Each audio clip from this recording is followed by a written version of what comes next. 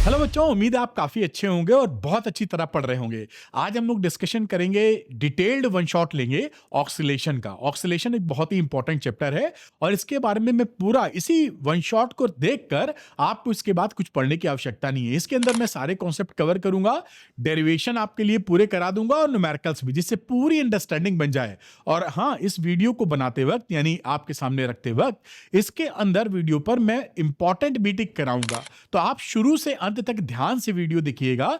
जो इंपॉर्टेंट मैं बताऊं एग्जामिनेशन के लिए उसको टिक कर लीजिएगा। अक्सर वही एग्जामिनेशन में आपको पूछा जाता है। और हाँ, अरविंद सर की अगर ये मेहनत आपको पसंद आए तो वीडियो को लाइक और शेयर कीजिएगा और अरविंद एकेडमी चैनल को सब्सक्राइब करना मत भूलिएगा। चलिए स्टार्ट करते हैं। ऑक्सीलेशंस डिटेल्ड वन शॉट, सारे डेरिवेशन करेंगे हम लोग, सारे कॉन्सेप्ट, सारे डेरिवेशन और न्यूमेरिकल्स। कई बच्चों को रहता है कि सर जो आप पढ़ा रहे हैं इसका पीडीएफ मिल जाए तो बात आसान हो जाएगी। तो बड़े आसानी से आप डाउनलोड कर लीजिए अरविंद एकेडमी ऐप।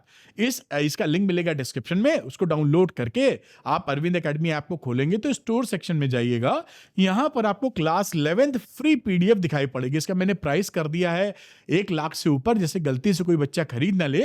बेसिकली ये टोटली फ्री है। इसके अंदर जितने भी पीडीएफ आपको मिलेंगे सब अनलॉक हैं, मतलब आप क्लिक करेंगे तो डाउनलोड हो जाएंगे और अपने नोट्स के तौर पे इस्तेमाल कर सकते हैं। तो पीडीएफ को लेना बहुत आसान है। आप सिंपल अरविंद एकेडमी ऐप को डाउनलोड कर लीजिए, स्टोर सेक्शन में जाकर फ्री कोर्स से पीडीएफ को ले लीजिए। अरविंद एकेडमी टेलीग्राम चैनल को भी आप ज्वाइन करना मत भूलिएगा। यहां पर मैं आपको अपडेशन देता रहता हूं, राइट गाइडेंस, जिससे आप जो मेहनत करें वो राइट डायरेक्शन में, वो हाई मार्क्स आए। इसका भी लिंक आपको डिस्क्रिप्शन में मिलेगा। कुछ इंपॉर्टेंट कोर्सेज द्रोणा 1.0 है, जहां पर मैं लेता हूं लाइव क्लास, सारे डाउट्स क्लियर। उसके साथ साथ इसके अंदर एनसीईआरटी एक्सरसाइज के सारे सवाल, पूरी किताब का वीडियो सॉल्यूशन आपको मिलेगा।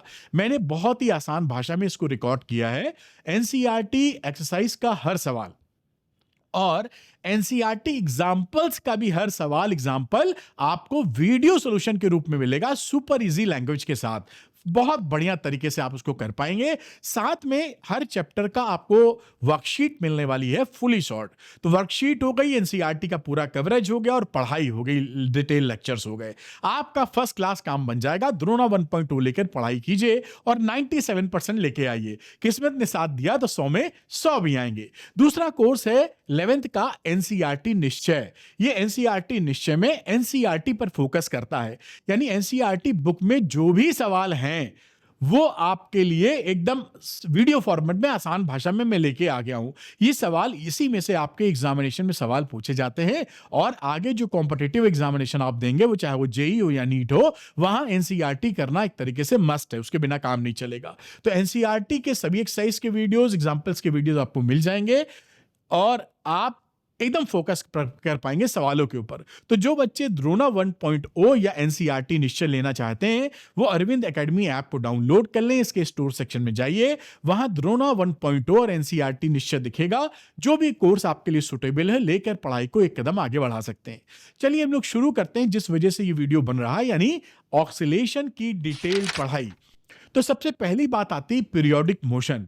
देखिए पीरियोडिक मोशन क्या होता है कि जो भी मोशन एक फिक्स्ड टाइम के बाद अपने को रिपीट करता रहता है उसे हम बोलते हैं पीरियोडिक मोशन। जैसे यहां पर सूरज का चक्कर पृथ्वी लगा रही है तो 365 दिन में एक चक्कर लगा लेती है और फिर 365 दिन में अगला चक्कर लगाती है, यानी अपनी मोशन को एक रेगुलर टाइम ऑफ इंटरवल के बाद रिपीट कर रही है। तो ऐसे मोशंस को आप बोलेंगे पीरियोडिक मोशन। इसी तरह चंद्रमा जो धरती का चक्कर लगाता है वो 26-27 दिन में मोटे तौर पे लगा लेता है, तो वो उसका पीरियोडिक मोशन है। घड़ी की सुई, आप घंटे वाली की बात करेंगे तो 12 घंटे में एक चक्कर लगा लेती है और मिनट की बात करें तो 60 मिनट्स में एक चक्कर लगा लेती है और फिर रिपीट करती रहती है।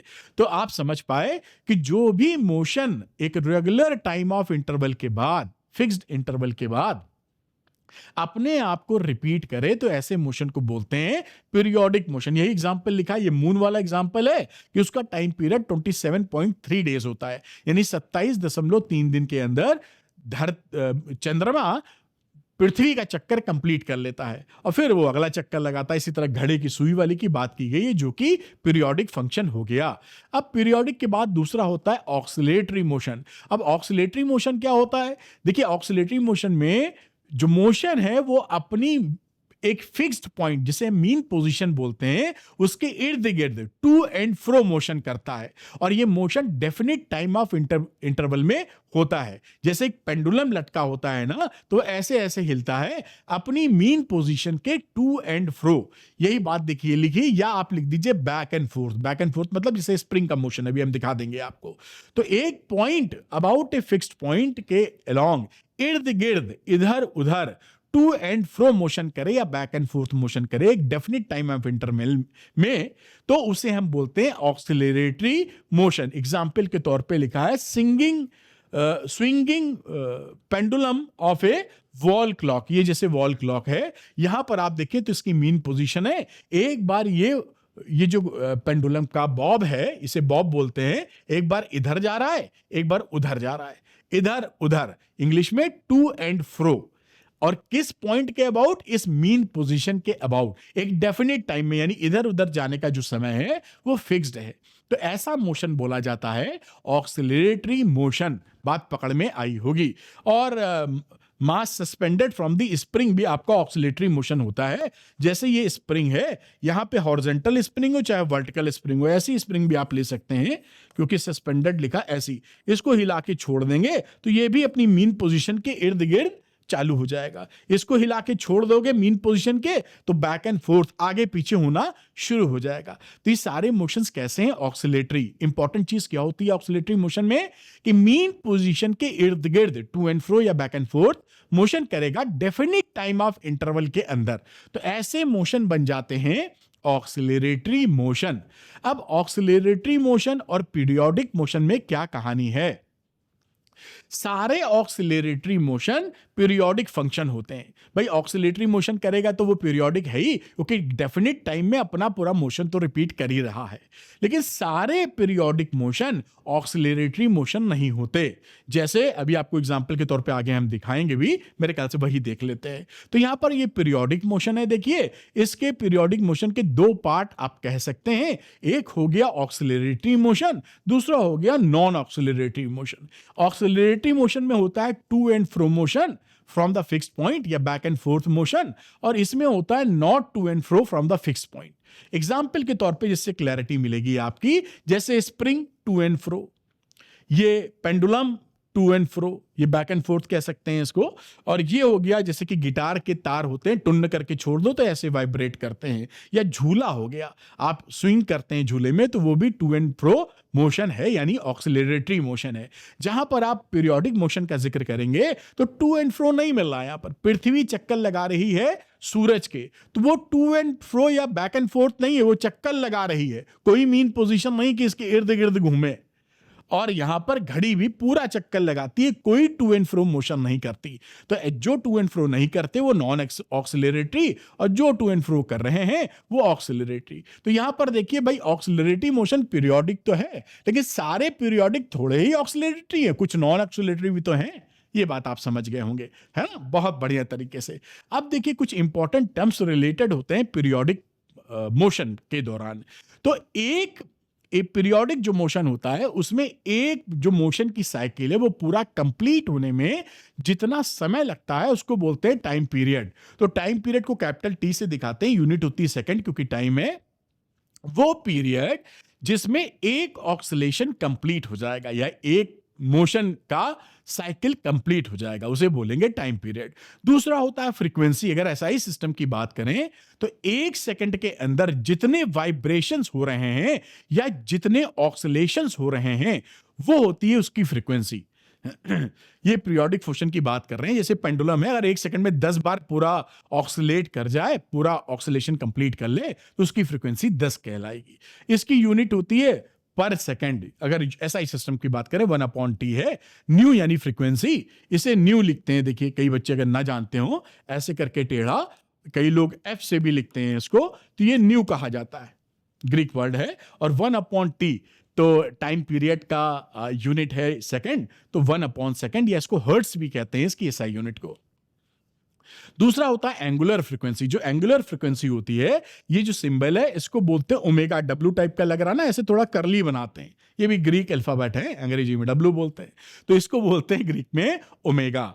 तो अगर आप ओमेगा के लिए अगर फ्रीक्वेंसी को 2 पाई से मल्टीप्लाई कर दें तो ओमेगा यानी एंगुलर फ्रीक्वेंसी आपको अचीव हो जाती है।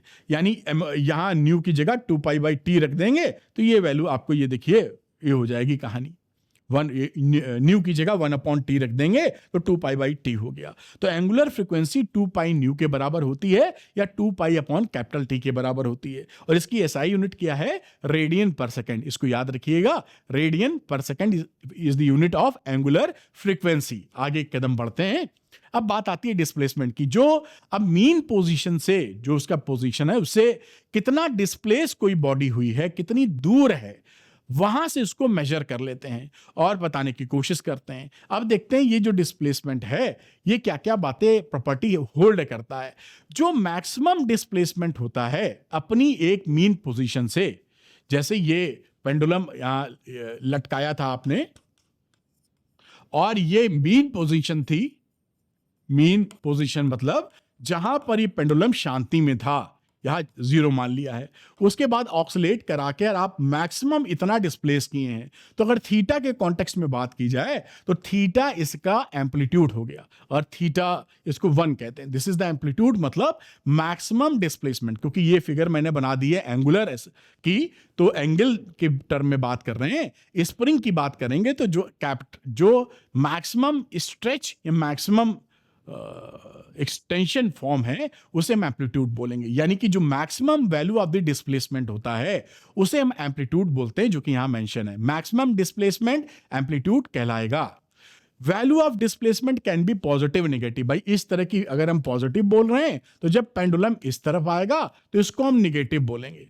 तो इसकी डिस्प्लेसमेंट की वैल्यू प्लस माइनस दोनों हो सकती है। और लीनियर डिस्प्लेसमेंट को हम एक्स या वाई से डिनोट करते हैं, यानी स्ट्रेट लाइन में जो होता है। और यहां देखिए ये एंगुलर डिस्प्लेसमेंट हो गया तो उसको थीटा या फाई से डिनोट करेंगे। क्योंकि डिस्प्लेसमेंट एक तो सीधी रेखा में हो सकता है, जैसे स्प्रिंग। अब स्प्रिंग के केस में ये मान लीजिए स्प्रिंग, इसको मान लीजिए ऐसे खींचा तो ये डिस्प्लेसमेंट यहां तक खींच के अगर लाए आप तो ये एक्स लिख दोगे, ये लीनियर है स्ट्रेट लाइन में। और अगर एंगुलर है तो थीटा या फाई। तो ये डिस्प्लेसमेंट आपका लीनियर या एंगुलर हो सकता है। तो ये भी बात आप पकड़ पाए। अब आगे की बात करते हैं। कुछ इंपॉर्टेंट पॉइंट है जो आपको ध्यान रख लेने चाहिए, जो कि एक सिंपल ऑक्सिलरेटरी या पीरियोडिक फंक्शन कह लीजिए। सिंपल जो पीरियोडिक फंक्शन होता है वो उसका सिंपलेस्ट फॉर्म होता है y is equal to a sine omega t, या हम कह सकते हैं y is equal to a sine omega t plus y. This is the simplest form. इसी को हम ऐसे भी लिख सकते हैं, y लिखें या x लिखें, इससे घबराना नहीं है। तो ये x बराबर y अगर इसी तरह कॉस में लिखा हो तो ये सिंपलेस्ट पीरियोडिक फंक्शन होता है। इसको दिमाग में रखिएगा, आगे इसकी जरूरत पड़ेगी। तो ये जो लिखा हुआ है this is the simplest periodic function का इक्वेशन। ठीक, अब इसमें इसका अगर हम सुपरपोजिशन भी कराते हैं, भी हम दिखाएंगे आपको। सुपरपोजिशन मतलब साइन ए ओमेगा टी के साथ हम कॉस ओमेगा टी जोड़ दें, तो ऐसे फंक्शन का भी जब कॉम्बिनेशन लिखते हैं तो वो भी पीरियोडिक फंक्शन होता है। एक साइंटिस्ट थे फोरियर, उन्होंने ये एनालिसिस की थी कि any periodic function can be expressed as a superposition of sine and cosine function. जो भी पीरियोडिक फंक्शन होता है उसको sine plus cos, sine theta plus cos theta में लिख सकते हो, different time period different coefficient के साथ। अभी इसका मामला जब एग्जांपल देंगे तब ज्यादा समझ पाओगे। तो चलिए अगली बात करते हैं। One of the simplest periodic function क्या हो जाएगा, जैसे मैंने लिख के आपको दिखाया था, एफ टी या वाई कह लीजिए ए कॉस ओमेगा टी, या फिर a cos omega t plus phi. ये फाई क्या होता है, इनिशियल फेज, अभी समझ लेंगे हम लोग। तो इनका, इन दोनों जो फंक्शन लिखे हुए हैं, इनका जो टाइम पीरियड होता है वो 2 पाई अपॉन ओमेगा होता है। ये देखिए जहां पर ये ओमेगा टी लिखा है, एंगल देखिएगा यहां भी ओमेगा टी है, तो इसी से टाइम पीरियड के लेने देने होते हैं। तो ये y is equal to a cos omega t लिखा हो या a cos omega t plus phi, इनका जो सिंपलेस्ट पीरियोडिक फंक्शन है ये, और इसका जो टाइम पीरियड है 2 पाई बाई ओमेगा होता है। अब अगर इसकी जगह देखिए यहां पर 2 आ जाए, 2 ओमेगा टी, तो ये भी एक पीरियोडिक फंक्शन है, लेकिन टाइम पीरियड कितना होगा, जितना टाइम पीरियड था वो जो कोफिशिएंट 2 है उससे आप डिवाइड कर दीजिए, तो 2 पाई अपॉन ओमेगा को 2 से डिवाइड कर दिया, पाई बाई ओमेगा। फिर से रिपीट कर रहे हैं, ओमेगा टी जो एंगल था इसका टाइम पीरियड था 2 पाई बाई ओमेगा। जितना ओमेगा टी से मल्टीप्लाई हो रहा है उसी फैक्टर से इसको डिवाइड कर देंगे। 2 से हो रहा तो 2 से, 3 से हो रहा तो 3 से, 10 से हो रहा हो तो 10 से, वो नया टाइम पीरियड मिल जाएगा 2 pi by omega upon T, omega upon pi. बिल्कुल सिंपल सी बात। तो ये टाइम पीरियड सिंपलेस्ट फंक्शन का, अगर यहां पर ऐसा फंक्शन लिखा है तो ये भी पीरियोडिक है और इसका टाइम पीरियड इस तरीके से निकाल के लिख दिया गया है। अगली बात बड़ी इंपॉर्टेंट जो बता रहे हैं, मान लीजिए ऐसा फंक्शन है, अब कॉम्बिनेशन की बात कर दी, sine omega t plus cos omega t, तो देखिए ये भी पीरियोडिक, ये भी पीरियोडिक, और दोनों को मिलके भी पीरियोडिक, क्योंकि फोरियर एनालिसिस ये बताती है कि दो का कॉम्बिनेशन लिखा है साइन कॉस का तो वो पीरियोडिक फंक्शन हो जाएगा। तो ये पीरियोडिक था, जिसका ओमेगा टी देखा तो 2 pi by omega time period था। इसका भी कॉस ओमेगा टी देखा तो इसका भी time period 2 pi by omega था। दोनों का सेम टाइम पीरियड है, इसलिए इन ये जो कंबाइंड पीरियोडिक फंक्शन आ रहा है इसका भी जो आपका टाइम पीरियड है 2 पाई बाई ओमेगा हो जाएगा। बड़ी आसान सी बात। अब आप सोच सकते हैं, मान लीजिए ऐसा फंक्शन कोई लिखा होता जिनके पीरियड अलग अलग होते, तब क्या होता वो भी देख लेते हैं हम लोग। एक हमने फंक्शन लिखा x बराबर sine omega t, sine 2 omega t और साइन 4 ओमेगा टी, है ना। अब ये भी पीरियोडिक, ये भी पीरियोडिक, ये भी पीरियोडिक, सब मिलके भी पीरियोडिक के पीरियोडिक फंक्शन। अब देखते हैं यहां पर कि इसका टाइम पीरियड कितना है, ये केवल यहां पर ओमेगा टी है तो टाइम पीरियड हो गया 2 pi by omega.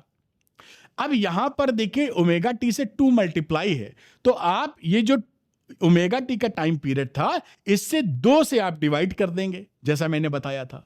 2 pi by omega को 2 से डिवाइड करोगे तो पाई बाई ओमेगा, यानी T1 अपॉन ये T2 की वैल्यू T1 अपॉन 2, ये T2 की वैल्यू पाई अपॉन ओमेगा, इस वाले को 2 से डिवाइड किया। अब यहां 4 आ गया ओमेगा टी के साथ, तो इस वाले को टाइम पीरियड को 4 से डिवाइड कर दो। 2 पाई बाई ओमेगा को 4 से डिवाइड करोगे तो पाई अपॉन 2 ओमेगा मिला, यानी इसका टाइम पीरियड आ गया T1 बाई 4। इस तरह से टाइम पीरियड निकालते हैं। अब यहां पर देखते हैं कि ये जो आपका T1 वाला टाइम पीरियड है ये मल्टीपल है इन दोनों का। ये देखिए T1 बाई 2 को आप 2 से मल्टीप्लाई 4 से मल्टीप्लाई करेंगे, 2 से मल्टीप्लाई करेंगे तो T1 मिल जाएगा, और इसको आप मल्टीप्लाई करेंगे 4 से तो फिर T1 मिल जाएगा। तो इसका क्या मतलब है, the period of the first term is a multiple of the periods of the last 2 terms. इन दोनों के मल्टीपल्स है। बात समझ में आई। और इसका मतलब क्या है कि therefore the smallest interval of time after which the sum of 3 terms repeat itself, repeat is T1, यानी तीनों का जो कॉम्बिनेशन है, क्योंकि सबसे बड़ा वाला टाइम पीरियड ये है, उसके अंदर वाले ये हैं, तो सारे ये जो पूरा पीरियडिक फंक्शन बनेगा इसका टाइम पीरियड बड़ा वाला जो सबसे है, बाकी तो इसके मल्टीपल हैं, 2 पाई बाई ओमेगा हो जाएगा। तो T1 is the time period of this function. ये मैंने कॉन्सेप्ट आपको बड़ा धुआंधार समझा दिया, जो आगे एक सवाल हम एनसीईआरटी का लेंगे वो बहुत ज्यादा आसान आपको लगेगा। आइए देखते हैं, इसको आप चाहे नोट कर लें, वरना पीडीएफ कैसे लेनी है मैंने आपको बता रखा है वीडियो के शुरू में। अब ये सवाल देखिए कितना आसान लगेगा, क्योंकि आपने सारे सिस्टम को सीख लिया है। तो यहां लिखा which of the following functions of time represent, कौन से फंक्शन पीरियोडिक हैं एंड कौन से हैं जो नॉन पीरियोडिक है। हमें इसका पीरियड भी बताना है, अगर पीरियोडिक फंक्शन है तो ओमेगा हमारा जैसा होता है वैसा ही है, omega is any positive constant. अब देखिए sign omega t plus cos omega T, हमने जो लॉजिक और कॉन्सेप्ट पढ़ा है, ये साइन ओमेगा टी का टाइम पीरियड होता है 2 pi by omega, omega T factor को देखिए, तो ये एक पीरियोडिक फंक्शन, और इसका भी टाइम पीरियड होता है 2 पाई बाई ओमेगा, दोनों का time period 2 pi by omega है। तो इस कंबाइंड एक्सप्रेशन जो कि एक पीरियोडिक फंक्शन है फोरियर एनालिसिस के बेसिस पर, तो ये एक पीरियोडिक फंक्शन है और इसका टाइम पीरियड है 2 पाई बाई ओमेगा, क्योंकि इसका भी 2 पाई बाई ओमेगा, इसका भी 2 पाई बाई ओमेगा, तो time period 2 pi by omega. Orally कर लिया आपने। अब आप एग्जाम में कैसे करेंगे, मतलब ये भी सही है लॉजिक, लेकिन हो सकता है टीचर साहब इतना नहीं डिटेल में गए हों, तो कैसे करना ये दिखाते हैं। उसका तरीका एनसीईआरटी में क्या लिखा हुआ है कि ऐसे फंक्शन को जब हम सिंगल फंक्शन में लिख लेते हैं साइन या कॉस के, जो हमने बताया था ना कि सिंपलेस्ट फंक्शन क्या होता है पीरियोडिक का, y is equal to a cos omega t या cos omega t plus five, इसी तरह y is equal to a sin omega t या a sin omega t plus y, अगर ऐसे फंक्शन में लिख लेंगे, this is the simple periodic function, तो उसका हम टाइम पीरियड फट से निकाल लेते हैं। तो यही बात मैंने यहां लिखी है कि sin omega t plus cos omega t is a periodic function, it can be written as, कैसे लिखा पीरियोडिक फंक्शन, क्योंकि ये पीरियोडिक दोनों मिलके पीरियोडिक, और फंक्शन हमने टाइम पीरियड निकाल लिया। अब यहां पर हम इसको क्या कर रहे हैं, करेंगे कि एक साइन या कॉस के फॉर्म में लिखने की कोशिश करेंगे। उसके तहत √2 लिखा, मल्टीप्लाई करा, डिवाइड करा, √2 से मल्टीप्लाई, और साइन ओमेगा टी में 1/√2 से डिवाइड, और यहां देखिए 1/√2 इंटू कॉस ओमेगा टी, इस √2 से मल्टीप्लाई करोगे तो वापस ऊपर वाला आ जाएगा। अब √2 लिखा है साइन ओमेगा टी, और 1/√2 की वैल्यू होती है cos π/4, cos 45 डिग्री, और 1/√2 को यहां लिख दिया साइन 45 डिग्री, क्योंकि हम फॉर्मूला बनाना चाहते हैं sine A into cos B plus cos A into sine B का, और ये cos ओमेगा टी। अब ये हो गया √2 साइन ओमेगा टी प्लस π/4, ये फॉर्मूला क्या था, sine A into cos B plus cos A into sine B, तो sine A plus B formula आ गया।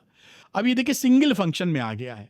अब ये जो सिंगल फंक्शन होता है, ये हमारा आप जानते ही हैं कैसा फंक्शन है, पीरियोडिक फंक्शन, सिंगल साइन या कॉस फंक्शन, और यहां एंगल ओमेगा टी केवल लिखा हुआ है, इसलिए देखिए y is equal to a sin omega t plus y, और इस ओमेगा का टाइम पीरियड 2π/ओमेगा होता है, तो इस बार ये एक पीरियोडिक फंक्शन है और इसका टाइम पीरियड 2π/ओमेगा है। जो हम ओरली कर चुके थे वही चीज निकली है यहां, और इसको function is periodic with t बराबर 2π/ओमेगा। बात समझ में आई होगी। वेरिफिकेशन के लिए अगर हम इस पे, ये देखिए पीरियोडिक फंक्शन का मतलब वही होता है कि एक पर्टिकुलर समय के बाद अपने को रिपीट कर दे, है ना, वही पीरियोडिक है। तो इसमें जो एंगल में अगर मैं 2π लगा देता हूं, तो ये 2π करोगे तो फिर से वही चीज आ जाएगी, देखिए जोड़ घटा के, आप जानते हैं 2π जोड़ दोगे वापस आ गया। तो ये यहां पर आपने देखिए इसका कैलकुलेशन बनाया, और ये वैल्यू घूम फिर के ये निकल के आ गई, ये ओमेगा टी प्लस वाई, और ये 2π/ओमेगा इसका टाइम पीरियड हो गया। तो ये आप देख पाए होंगे कि किस तरीके से ये मामला वेरिफिकेशन भी किया गया, और एग्जाम में इस तरीके से आप कर दीजिए तो शांति उनको मिल जाएगी। अदरवाइज जो लॉजिक मैंने बताया एकदम फर्स्ट क्लास लॉजिक है और एकदम सही बात निकलती है। तो यहां पर ये क्या कोशिश की गई है, क्योंकि इस लॉजिक से ना सेकंड वाले क्वेश्चन को ये नहीं करेंगे, ध्यान रखिएगा, इसीलिए मैं बता रहा हूं। सेकंड वाले में इन तीनों को एक फंक्शन में लिख दें तो हमारा वो पीरियोडिक तो अभी भी है, लेकिन वो उसका टाइम पीरियड निकाल पाएंगे। लेकिन it is difficult to write, in second case it is difficult to write 3 factors into 1, बहुत मशक्कत ले लेगा। तो उसके लिए ये मेथड नहीं अप्लाई करते हैं, जो हम इसके लिए बताए थे वो मेथड अप्लाई करते हैं। आइए देखते हैं, मेरे ख्याल से बात पकड़ में आई होगी, इंपॉर्टेंट सवाल है, नोट कर सकते हैं। अब देखिए सेकंड की बात कर रहे हैं, इसकी, इस sign omega T cos 2 omega T and 4 sin 4 omega T, ये भी पीरियोडिक, ये भी पीरियोडिक, ये भी पीरियोडिक, तीनों पीरियोडिक, तो इसका कंबाइंड इफेक्ट भी पीरियोडिक, तो ये पीरियोडिक फंक्शन है। अब हम बात करते हैं इसके टाइम पीरियड के निकालने की। इसका टाइम पीरियड ओमेगा टी देखिए 2π/ओमेगा, हमने पढ़ा था T1, इसमें ये 2 फैक्टर आ गया है, तो जितना टाइम पीरियड था उसको 2 से डिवाइड कर दो, तो ये वाला हो गया 2π/ओमेगा का आधा, यानी 2π/2 ओमेगा, π/ओमेगा विच इज T2। और यहां देखिए 4 आ गया है, तो इस ओमेगा टी, इसके टाइम पीरियड को 4 से डिवाइड कर दो, तो 2π/ओमेगा को 4 से डिवाइड कर दीजिए, 2π/ओमेगा को 4 से डिवाइड कर दिया, π/2 ओमेगा, ये T1, ये T2, ये T3। अब आप देख रहे हैं कि T1 की वैल्यू है 2π/ओमेगा, T2 की वैल्यू हो गई T1/2, ये इसका आधा करोगे तो ये मिल गया, और T3 की वैल्यू है इसका आप T1/4, दिखाई पड़ रहा है आपको। वही बात लॉजिक लग गई कि ये पहला वाला एक्सप्रेशन बाकी दो का मल्टीपल है, तो the period of the first term is a multiple of the periods of the last two terms, therefore the smallest interval of this periodic function will be T1, इन तीनों का, क्योंकि सबसे बड़ा वाला जो होगा वही एक समय बड़ा वाला जो है उसी के अंदर बाकी लोग रिपीट करके मिल रहे होंगे। कुछ ऐसा चक्कर हो सकता है, समझाने के लिए रफ डायग्राम, ये बड़े वाले का मान लीजिए पीरियड कुछ ऐसे है, ऐसे ऐसे करके यहां पहुंचा है, एक मतलब ये मान लीजिए 10 सेकंड में पहुंचा है, 10 सेकंड में बड़ा वाला। तो दूसरा वाला हो सकता है कुछ ऐसा हो, वो ज्यादा ऑक्सीलेशन कर रहा हो, टाइम पीरियड कम जाओ, वो ऐसे ऐसे ऐसे ऐसे करते करते पहुंचे, लेकिन यहां पे कंप्लीट कर रहा हो, जबकि इसका टाइम पीरियड देखिए कम था, लेकिन वो क्योंकि बड़ा वाला तो इतनी दूर है, इसलिए सब कुछ कंबाइंड यहीं पर हो पा रहा है। ये लॉजिक थोड़ा पकड़िएगा। तीसरा मैंने बनाया नहीं, दो से ही बात समझ ली है। तो इसका जो टाइम पीरियड आ गया आंसर, वो 2π/ओमेगा आ गया। तो इसमें मेथड ये लगाया है। इसमें नहीं किया कि इन तीनों को सॉल्व करके हम सिंगल साइन या कॉस में लाएं। वो टीडियस लंबा झंझटिया मेथड है, इसलिए ये बात यहां दिखाई है। ठीक, तो ये लॉजिक पहले पे भी लगाया जा सकता है, जैसे मैंने बताया था, लगा के ओरली निकाल सकते हो। लेकिन जब ये sign omega t plus cos omega T आए, तो पहले जैसा मैंने बताया है वैसे ही कीजिएगा थोड़ा लंबाई में, तो टीचर को शांति मिल जाती है। सही दोनों मेथड है। उम्मीद है ये बात पकड़ पाए होंगे। नंबर 3 और 4 की बात करते हैं। मैं हटता हूं, आप चाहे तो उसको पॉज करके नोट कर सकते हैं। अदरवाइज पीडीएफ कैसे लेनी है ये मैंने वीडियो के शुरू में आपको बताया है। ये आंसर आपका आ चुका है। यहां पर नंबर 3 की हम लोग बात करते हैं, तो ये जो फंक्शन है 1/e की पावर माइनस ओमेगा टी, इसको देखो ऐसे भी लिख सकते हो। इस फंक्शन को 1/e ओमेगा टी भी लिख सकते हो। उम्मीद है दिख रहा होगा, ओमेगा टी। ठीक, अब जैसे जैसे टी बढ़, ई क्या होता है, एक कैलकुलस में एलर्स नंबर होता है, करीबन 2.72 के आसपास, समझ लीजिए इररेशनल नंबर है, 2.72 के आजू बाजू है, तो गिनती पॉजिटिव, उसकी पावर टी है। तो जैसे जैसे आप टी बढ़ाओगे ये पूरा वैल्यू घट जाएगा, क्योंकि 2.72 का पावर है ना ये, तो ये बढ़ेगा नीचे वाला डिनोमिनेटर, तो डिनोमिनेटर घटेगा। तो जैसे जैसे ये डिक्रीजिंग मोनोटोनिकली है, मतलब मोनोटोनिकली का मतलब होता है एक जैसा अगर घट रहा है घटता ही जा रहा है, मोनोटोनस बोलते हैं उसे। तो मोनोटोनस का मतलब एक ही स्वर में चालू है कार्यक्रम, यानी घट रहा है तो घटता जा रहा है। तो ये क्या हो जाएगा, ये डिक्रीजिंग फंक्शन है, जैसे जैसे टी बढ़ेगा वैसे वैसे घटेगा। तो ये टर्म्स हो जाएगा लगभग 0 जब टी की वैल्यू इनफाइनाइट होगी। तो इसमें रिपीट करने की तो बात ही नहीं है। पीरियोडिक कहां से होगा, पीरियोडिक में तो रिपीटिशन होना चाहिए। ये तो घटता हुआ जा रहा है, तो ये आपका पीरियोडिक फंक्शन नहीं है, क्योंकि ये रिपीट ही नहीं करेगा। इसी तरीके से चौथे फंक्शन की बातचीत कर ली जाए, the function log omega T increases monotonically, ये बढ़ता जा रहा है। आप देखें कि जैसे जैसे आप टी बढ़ाओगे वैसे वैसे लॉग टी बढ़ेगा। टी इंफिनिटी है तो लॉग ओमेगा टी इंफिनिटी हो जाएगा। तो ये भी लगातार मोनोटोनस है, मोनोटोनिकली इंक्रीजिंग फंक्शन है, तो ये भी कभी रिपीट नहीं करेगा अपने आप को। तो ये भी पीरियोडिक फंक्शन नहीं है। बेसिकली ये किसी फिजिकल डिस्प्लेसमेंट की इक्वेशन भी नहीं हो सकती, क्योंकि आप देख रहे हैं कि ये जहां पर आपका डिस्प्लेसमेंट इंफिनिटी होने लगता है, वो कभी भी आपकी डिस्प्लेसमेंट की इक्वेशन नहीं हो सकती। तो ये पीरियोडिक नहीं है, नॉन पीरियोडिक फंक्शन है। और ये भी नॉन पीरियोडिक है, नेवर रिपीट इज वेल, तो नॉन पीरियोडिक है। उम्मीद है ये बात समझ में आई होगी लॉजिक के साथ। तो इंपॉर्टेंट सवाल था, मैं हटता हूं, 1 सेकंड में आप इसको पॉज करके नोट डाउन कर सकते हैं। काफी बढ़िया और धांसू कॉन्सेप्ट हम लोगों ने सीख लिया है। आगे बढ़ते हैं, अगली बात करते हैं फेज की। अब फेज एक एंगल होता है, और फिजिक्स में फेज का इंट्रोडक्शन इसलिए किया गया कि हम position and direction of the motion को समझ सकें एक साथ।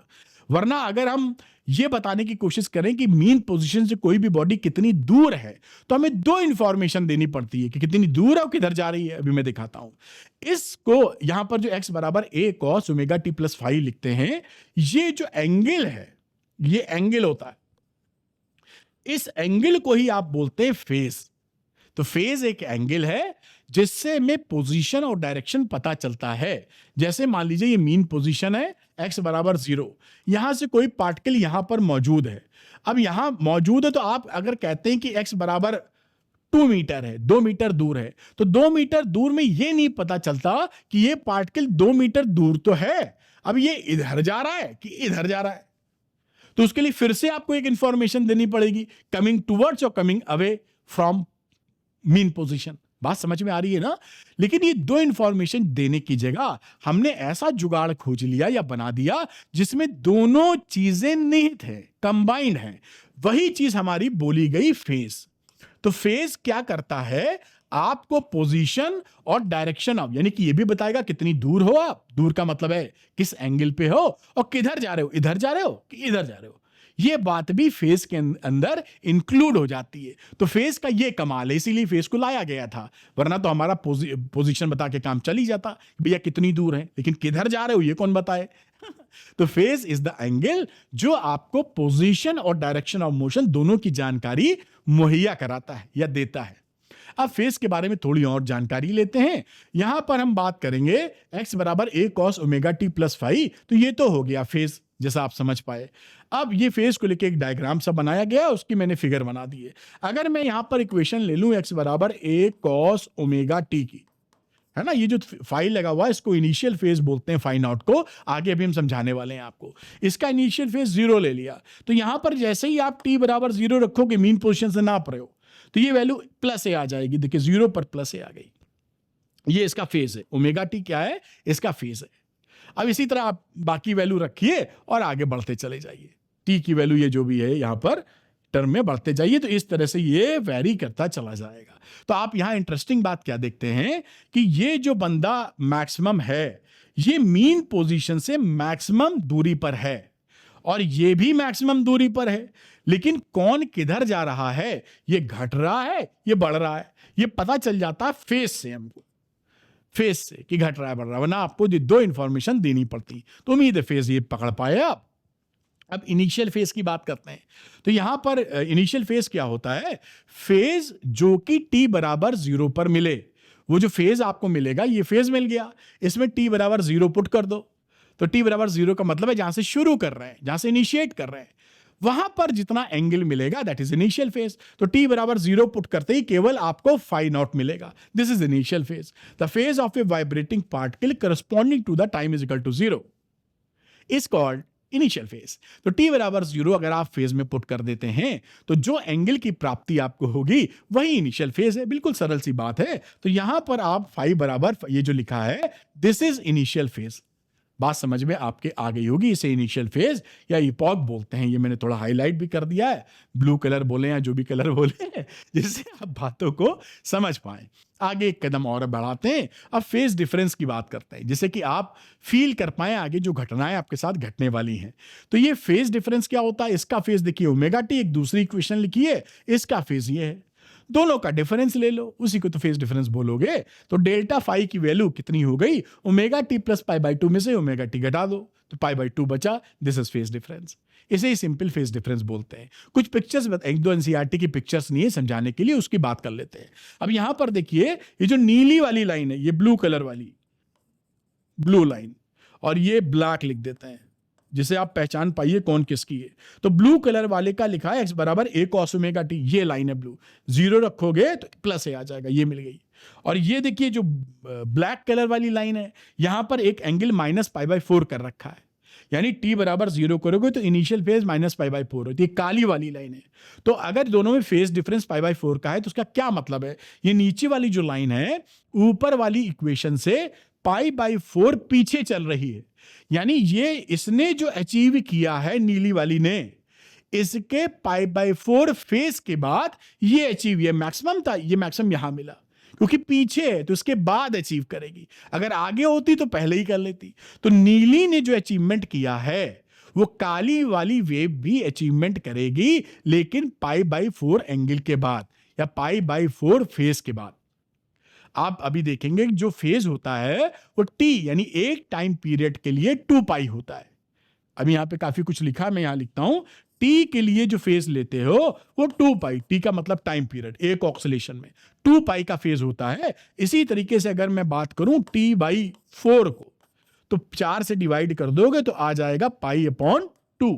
और इसी तरह आप बात कर दें t बाई 2 का, तो ये वैल्यू आ जाएगी पाई। और भी जो करना चाहें कर सकते हैं। तो अगर आप पाई बाई 4 का डिफरेंस लेना चाहेंगे, तो उसी से आप इसको पाई बाई 4 लाने का मतलब है इसको 8 से डिवाइड कर दीजिए, तो ये t बाई 8 मिल जाएगा। ये देखिए पाई बाई 4 है ना, जितना भाई ये पाई अपॉन 4 लाना था, तो 8 से डिवाइड किया, इसको 8 से डिवाइड कर दो, तो कितना टाइम पीछे है, t by 8, t by 8 time period का 8वां हिस्सा पीछे है। ये इसका मतलब है, इसको फील करना जरूरी है। दोनों डिफरेंट फेज में है और ये नीचे वाली लाइन पीछे चल रही है पाई बाई 4। अब यहां पर देखिए दोनों लोग, दोनों वेव, ये वेव नीली वाली और काली वाली, ये एक साथ टॉप पे ले रही है। देखिए दोनों का फेज सेम है, तो फेज सेम होने का मतलब है दोनों मैक्सिमम एक साथ अचीव कर रही हैं और दोनों मिनिमम भी एक साथ अचीव कर रही हैं, दोनों एक साथ 0-0 भी हो रही है।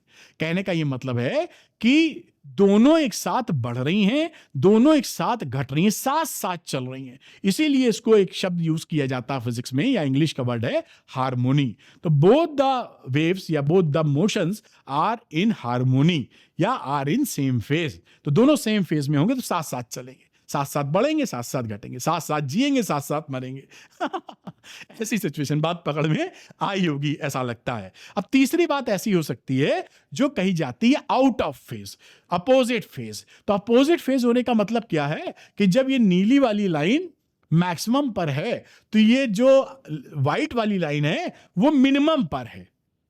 एक मैक्सिमम एक मिनिमम। तो यहां पर ये जो लाइन लिखी है ये नीली वाली वो x is equal to a cos omega t है, और व्हाइट वाली जो लिखी है cos omega t minus pi. तो दोनों के बीच में फेज डिफरेंस हो गया माइनस पाई, या पाई का कह लीजिए फेज डिफरेंस है, माइनस पाई नीचे या प्लस पाई ऊपर। तो अगर किन्हीं दो वेव्स के बीच में या दो मोशंस के बीच में पाई का फेज डिफरेंस है तो दोनों अपोजिट फेज में होते हैं। एक टॉप पर होगा तो एक लो पर होगा, एक लो पर होगा तो अगला टॉप पर होगा। ये सिचुएशन अपोजिट फेज का मतलब है। समझ में आई होगी बात कि एक टॉप पर है तो दूसरा लो पर है। ये इंपॉर्टेंट है आपको फील कराना, तभी आप फिजिक्स को थोड़ा समझ पाएंगे और मजा ले पाएंगे, वरना रटते चले जाएंगे और रट के फिजिक्स में लंबी दूरी तय नहीं की जा सकती।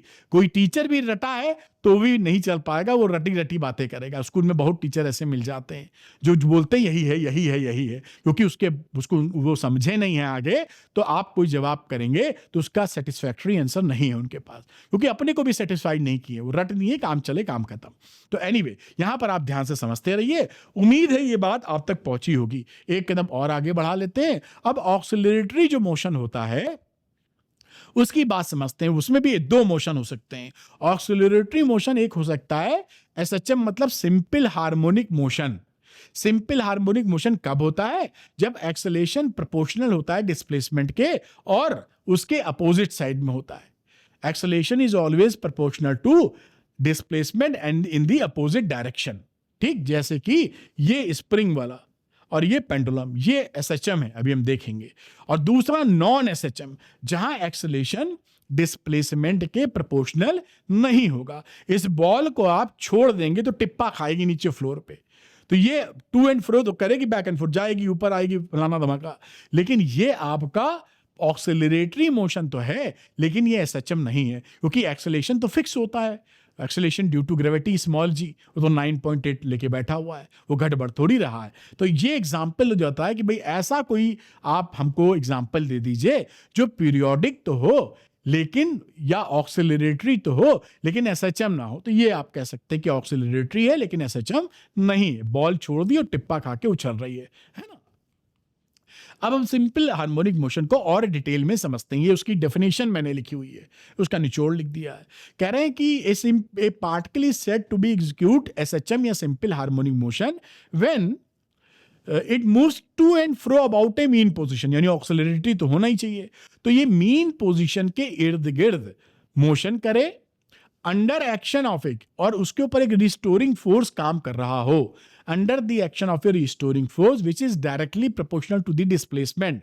एफ की वैल्यू क्या हो? हमेशा डिस्प्लेसमेंट के प्रोपोर्शन, जितना ज्यादा डिस्प्लेसमेंट उतना ज्यादा फोर्स, और हमेशा फोर्स की डायरेक्शन मीन पोजीशन की तरफ हो। मतलब डिस्प्लेसमेंट से माइनस का 36 का आंकड़ा हो। डिस्प्लेसमेंट बढ़ रहा है, पॉजिटिव है तो फोर्स निगेटिव, और अगर डिस्प्लेसमेंट निगेटिव है तो फोर्स पॉजिटिव। कुल मिलाकर इसका मतलब होता है कि फोर्स की डायरेक्शन हमेशा मीन पोजीशन की तरफ लगे। ये बात लिखी भी है। तो restoring force which is directly proportional to its displacement from the mean position and it always directed towards the mean position. तो ऐसे मोशन जब आपको मिलते हैं, ऐसे ऑक्सिलरेटरी मोशन जब मिलते हैं, ऑक्सिलरेटरी मोशन का तो जिक्र कर ही दिया है, तो उसको आप सिंपल हार्मोनिक मोशन बोलते हैं। तो यहां पर एक कांस्टेंट अगर आप यूज कर दोगे तो इसे माइनस के एक्स कह दोगे। This is the equation of, simple equation of SHM. बात समझ में आपकी आई होगी। ये एसएचएम का एग्जाम्पल है। ये अगर हिला के छोड़ दोगे तो एक बार इधर जाएगा ये ब्लॉक और एक बार इधर जाएगा। ये इसकी मीन पोजीशन है। नॉर्मली इसको हम लोग x बराबर 0 बोल देते हैं। हमेशा ध्यान रखिएगा कि हर केस में मीन पोजीशन x बराबर 0 जरूरी नहीं है, कहीं और से भी खेल शुरू हो सकता है, लेकिन मीन पोजीशन के इर्द गिर्द ही चक्कर मारेगा, ये पक्का है। तो ये बात समझ में आपके आई होगी। एसएचएम बन जाएगा और के एक पॉजिटिव फैक्टर है। तो एसएचएम क्या हुआ? जहां पर फोर्स डिस्प्लेसमेंट के प्रोपोर्शनल हो और हमेशा मीन पोजीशन की तरफ लगे, है ना, f is proportional to minus x. अभी हम देखेंगे आगे और बातें।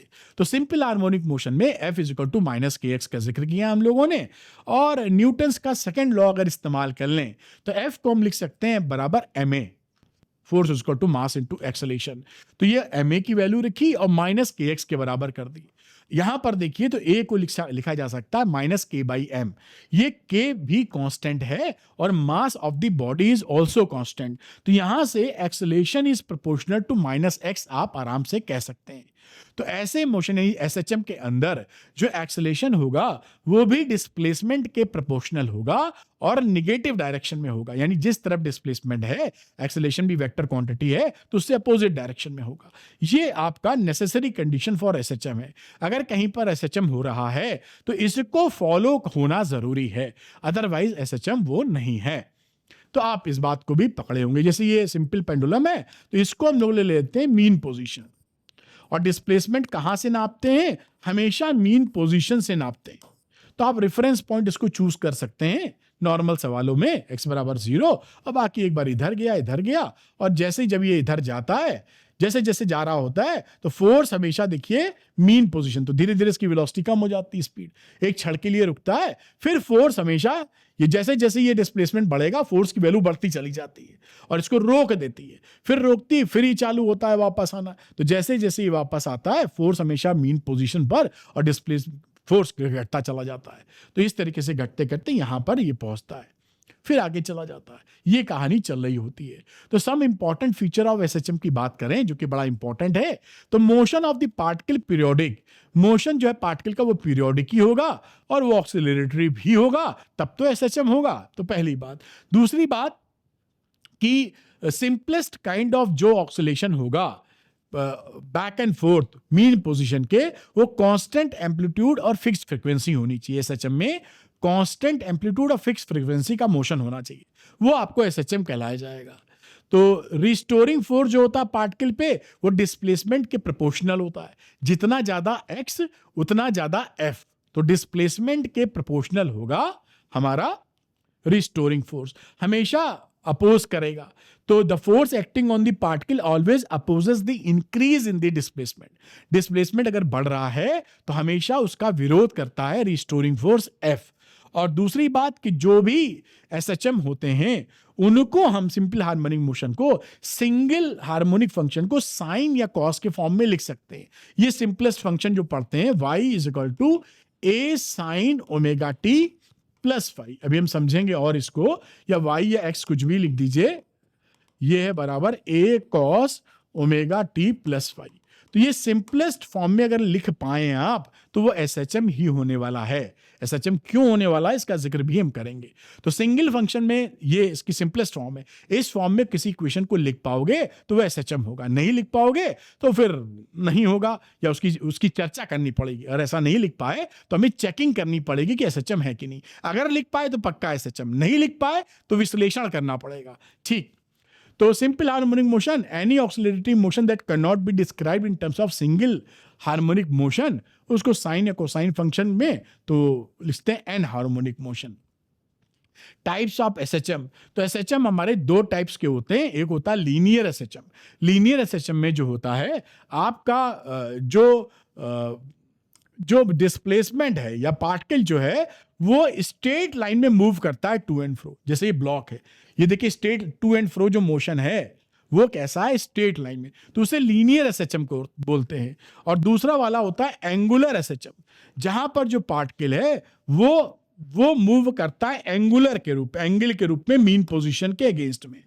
ये मीन पोजीशन के स्ट्रेट लाइन में और ये एंगल के रूप में, तो एंगुलर एसएचएम हो गया और यहां ये लीनियर एसएचएम। दो एसएचएम हमारे हमें आइडिया होना चाहिए कि दो एसएचएम आपके पास होते हैं। वैसे दोनों का ही काम हम लोग करेंगे, ये भी कोर्स में है और ये बॉब का भी टाइम पीरियड निकालना हमारे कोर्स में है। अच्छा, दूसरी मजबूत बात, ये डिफरेंशियल इक्वेशन है आपकी एसएचएम की, और ये बड़ी पुख्ता इक्वेशन है। किसी भी इक्वेशन को लेकर आपको संदेह हो जाए, मान लीजिए आप सिंपलेस्ट फॉर्म में नहीं लिख पा रहे हैं, या किसी इक्वेशन को y equal to a sin omega t plus five में लिख नहीं पा रहे हैं, या वो लिखी नहीं जा सकती है, तो कोई भी कमेंट करने से पहले इससे चेक कर लीजिए कि क्या इस फॉर्म में लिखी जा सकती है। अगर लिखी जा सकती है तो एसएचएम है, और नहीं लिखी जा सकती है तो नहीं है। ये क्या है? डिस्प्लेसमेंट जो होता है एक्स, उसको 2 बार टाइम के रिस्पेक्ट में डिफरेंशिएट कर दीजिए और उसकी value minus omega square x के बराबर आनी चाहिए। ओमेगा यहां फिक्स्ड है, तो ऐसा अगर आप लिख पाएंगे तो एसएचएम है, नहीं लिख पाएंगे तो एसएचएम नहीं। ये बिल्कुल परफेक्ट सिचुएशन होती है किसी भी सिस्टम को पहचानने की कि वो एसएचएम है कि नहीं है। और बाकी सिंगल फंक्शन में लिख पाओगे जो सिंपलेस्ट फॉर्म है उसका स्टैंडर्ड फॉर्म, तो भी वो होता है। लेकिन कई ऐसी इक्वेशंस होती हैं जिसको सिंपलेस्ट फॉर्म में लिख पाना आसान नहीं होता, तो उस समय या लिखी नहीं जा सकती, उस समय इससे टेस्टिंग कर लेनी चाहिए। बहुत बढ़िया और डिटेल बात आपको बता रहे हैं। अब यहां पर आपको ये जो फंक्शन दिया है इसको आपको चेक करना है कि ये एसएचएम है कि नहीं, और एसएचएम अगर है तो इसका टाइम पीरियड भी हमको बताना है अगर है तो देखिए इंपॉर्टेंट कॉन्सेप्ट जो मैं दोबारा समझा रहा हूं इस सवाल से बड़ी बात का जिक्र करते हुए कि अगर हम किसी फंक्शन को एसएचएम की स्टैंडर्ड इक्वेशन में रिप्रेजेंट कर सकें, स्टैंडर्ड इक्वेशन कौन सी? y is equal to a sine omega t plus minus five या y is equal to A cos omega t plus minus five, तो वो एसएचएम होती है। किसी भी इक्वेशन को अगर हम सिंगल एसएचएम की स्टैंडर्ड इक्वेशन जो कि ये है इस फॉर्म में लिख पाएं तो वह एसएचएम होती है। लेकिन हर बार इक्वेशन को स्टैंडर्ड फॉर्म में कन्वर्ट कर पाना आसान नहीं होता। हर बार क्या होता है, इक्वेशन जो लिखी है उसको इस फॉर्म में लिख पाओ ये आसान नहीं होता। तो फिर हम क्या करते हैं, एसएचएम की डिफरेंशियल इक्वेशन से चेक करते हैं, जो डिफरेंशियल इक्वेशन पीछे बताई थी, है ना, d square x upon d t square equal to minus omega square x. उस इक्वेशन से हम चेक करते हैं कि एसएचएम है कि नहीं। अगर वैसे लिख पाए तो एसएचएम है, नहीं लिख पाए तो नहीं है। अब यहां पर sign omega t minus omega T ये पीरियोडिक फंक्शन है, क्योंकि ये भी पीरियड था ये भी पीरियड था। और इसको कैसे लिख सकते हो, सिंगल फॉर्म में लिखने की कोशिश पिछले वाले सवाल में लिखी भी है। तो यहां पर हम √2 से मल्टीप्लाई और डिवाइड कर देंगे। तो √2 लिखा और यहां 1/2 से मल्टीप्लाई कर दिया, साइन ओमेगा टी इंटू 1/√2, यहां 1/√2 इंटू कॉस ओमेगा टी। अब ये 1/√2 को यहां पर लिख दिया cos π/4 और यहां लिख दिया sin π/4। हम क्या करना चाहते हैं, साइन ए माइनस बी का फॉर्मूला बनाना चाहते हैं। तो √2 लिखा, अब ये देखिए sine A into cos B minus cos A into sine B, तो ये साइन ए माइनस बी का फॉर्मूला बन गया। ये sine A minus B omega t minus π/4 लिख दिया। अब ये जो है ये स्टैंडर्ड फॉर्म है। ये देखिए कैसा फॉर्म है, standard form of the SHM. SHM की स्टैंडर्ड इक्वेशन के फॉर्म में रिप्रेजेंट कर पाए हैं इसको, इसलिए ये एसएचएम है। ठीक, यहां ये बिल्कुल मामला सरल है। चाहो तो डिफरेंशिएशन वाला भी कर सकते हो, वो आपके लिए होमवर्क है अगर आप पढ़ने में इंटरेस्टेड हो। D square x upon d t square is equal to minus omega square x लिख पा रहे हो कि नहीं लिख पा रहे हो। और यहां इसका टाइम पीरियड क्या हो जाएगा, आपको बताया था कि जहां पर ओमेगा टी आता है उसका टाइम पीरियड 2π/ओमेगा हो जाता है। और अगर यहाँ 2 ओमेगा टी होता तो इस वैल्यू को 2 से डिवाइड कर देते, सिंपल एज दैट। तो आपने टाइम पीरियड भी निकाल लिया और ये एसएचएम है इसके बारे में भी बात कर ली और एक्स्ट्रा नॉलेज भी ले ली, जो आपको आगे के लिए बहुत ज्यादा हेल्प करेगी। तो उम्मीद करता हूं ये समझ में आया होगा। आप पॉज करके इसको नोट कर सकते हैं। बाकी इसका पीडीएफ कैसे लेंगे, इस वीडियो के शुरू में मैंने बताया है। आप चाहें और चाहते हैं पीडीएफ लेना तो वहां से देखकर ले लीजिए। अब एक अगली बात करते हैं, एसएचएम के एक और रूप को देखेंगे। एसएचएम तो डिफाइन हो गया, लेकिन जो यूनिफॉर्म सर्कुलर मोशन होता है उससे भी एसएचएम को हम लिंक करते हैं उस इक्वेशन से। तो देखिए यहां लिखा है SHM and uniform circular motion और ज्योमेट्रिकल इंटरप्रिटेशन ऑफ एसएचएम। तो इस टॉपिक को ज्योमेट्रिकल इंटरप्रिटेशन ऑफ एसएचएम या यूनिफॉर्म सर्कुलर मोशन में एक पार्टिकल घूम रहा है उससे हम लिंक कर देते हैं एसएचएम को। आइए कैसे लिंक करते हैं वो समझाते हैं। तो यहां पहले समझते हैं सर्किल को और पार्टिकल को क्या बोलते हैं, इसके बाद वाली स्लाइड में हम समझा देंगे एसएचएम कहां हो रहा है। तो सिंपल हार्मोनिक मोशन में be defined as the projection of uniform circular motion upon a diameter of circle. इसका मतलब क्या है कि ये जो पार्टिकल है, मान लीजिए यहां पर इस समय पहले यहां था, किसी टाइम टी में पी पर पहुंच गया, तो इस पॉइंट पार्टिकल का प्रोजेक्शन परपेंडिकुलर ड्रॉप कर दीजिए, या तो एक्स एक्सिस पे या वाई एक्सिस पे। तो ये जो प्रोजेक्शन वाला पॉइंट है, ये पॉइंट है, ये पॉइंट, ये एसएचएम करता आपको मिलेगा। तो इसीलिए इसको बोलते हैं कि एसएचएम में बी डिफाइंड, इसकी डेफिनेशन है ज्योमेट्रिकल इंटरप्रिटेशन की, as the projection of uniform circular motion upon a diameter of the circle. तो ये डायमीटर ये भी होता है, ये भी होता है, दोनों प्रोजेक्शन आपको दिखाई पड़ेंगे। अब क्या होता है कि ये इक्वेशन तब कही जाती है y equal to a sine omega t plus, दो इक्वेशन निकलेगी, y equal to a sine omega t plus five the cos, दोनों एसएचएम रिप्रेजेंट करती हैं, बस उसमें फेज का ही डिफरेंस होता है, या कह लीजिए कहां से टाइम की काउंटिंग शुरू की है उसका फर्क होता है। भाई दौड़ लगा रहे हो, जैसे एक ओलंपिक में दौड़ लग रही तो जीरो से दौड़ लगी, तो एक बंदे ने घड़ी को ऑन किया जीरो से, और एक बंदे ने तब ऑन किया जब वो 10 कदम आगे निकल गया, तब घड़ी चालू की। तो दोनों का दौड़ तो एक ही बंदा रहा है, मोशन तो एक ही है, लेकिन भाई साहब दोनों की इक्वेशन डिफर हो गई, क्योंकि दोनों ने टाइम की स्टार्टिंग अलग अलग की है वो एक ही इक्वेशन, लेकिन समय की गणना या समय का कैलकुलेशन कब से शुरू किए हो, इससे थोड़ा रूप रंग बदल गया। बात पकड़ में आई होगी, तो घबराना नहीं कि A sine omega t plus five cos के फॉर्म में या साइन के फॉर्म में अलग अलग मामला नहीं, एक ही मामला है, डिफरेंस टाइम का है, डिफरेंस फेस का है। ठीक, तो ये क्या है, this equation is valid when the time is noted from the instant the vibrating particle in SHM is passing from the mean position. ये देखिए मैंने फोटो बनाई है, यहां पर आप साइन में लेते हैं जब ये पार्टिकल, ये जब मीन पोजीशन से टाइम की गणना शुरू करते हैं, जब टाइम को कैलकुलेट करना, इसका देखिए ये जो प्रोजेक्शन है, ये प्रोजेक्शन ये है, तो ये जब ये मीन यहां पर पहुंचेगा तो यहां पर जो टाइम है तब से घड़ी आपने चालू की है, तो आप ये घड़ी तब से कैलकुलेशन में चल रहा है आपका हिसाब किताब।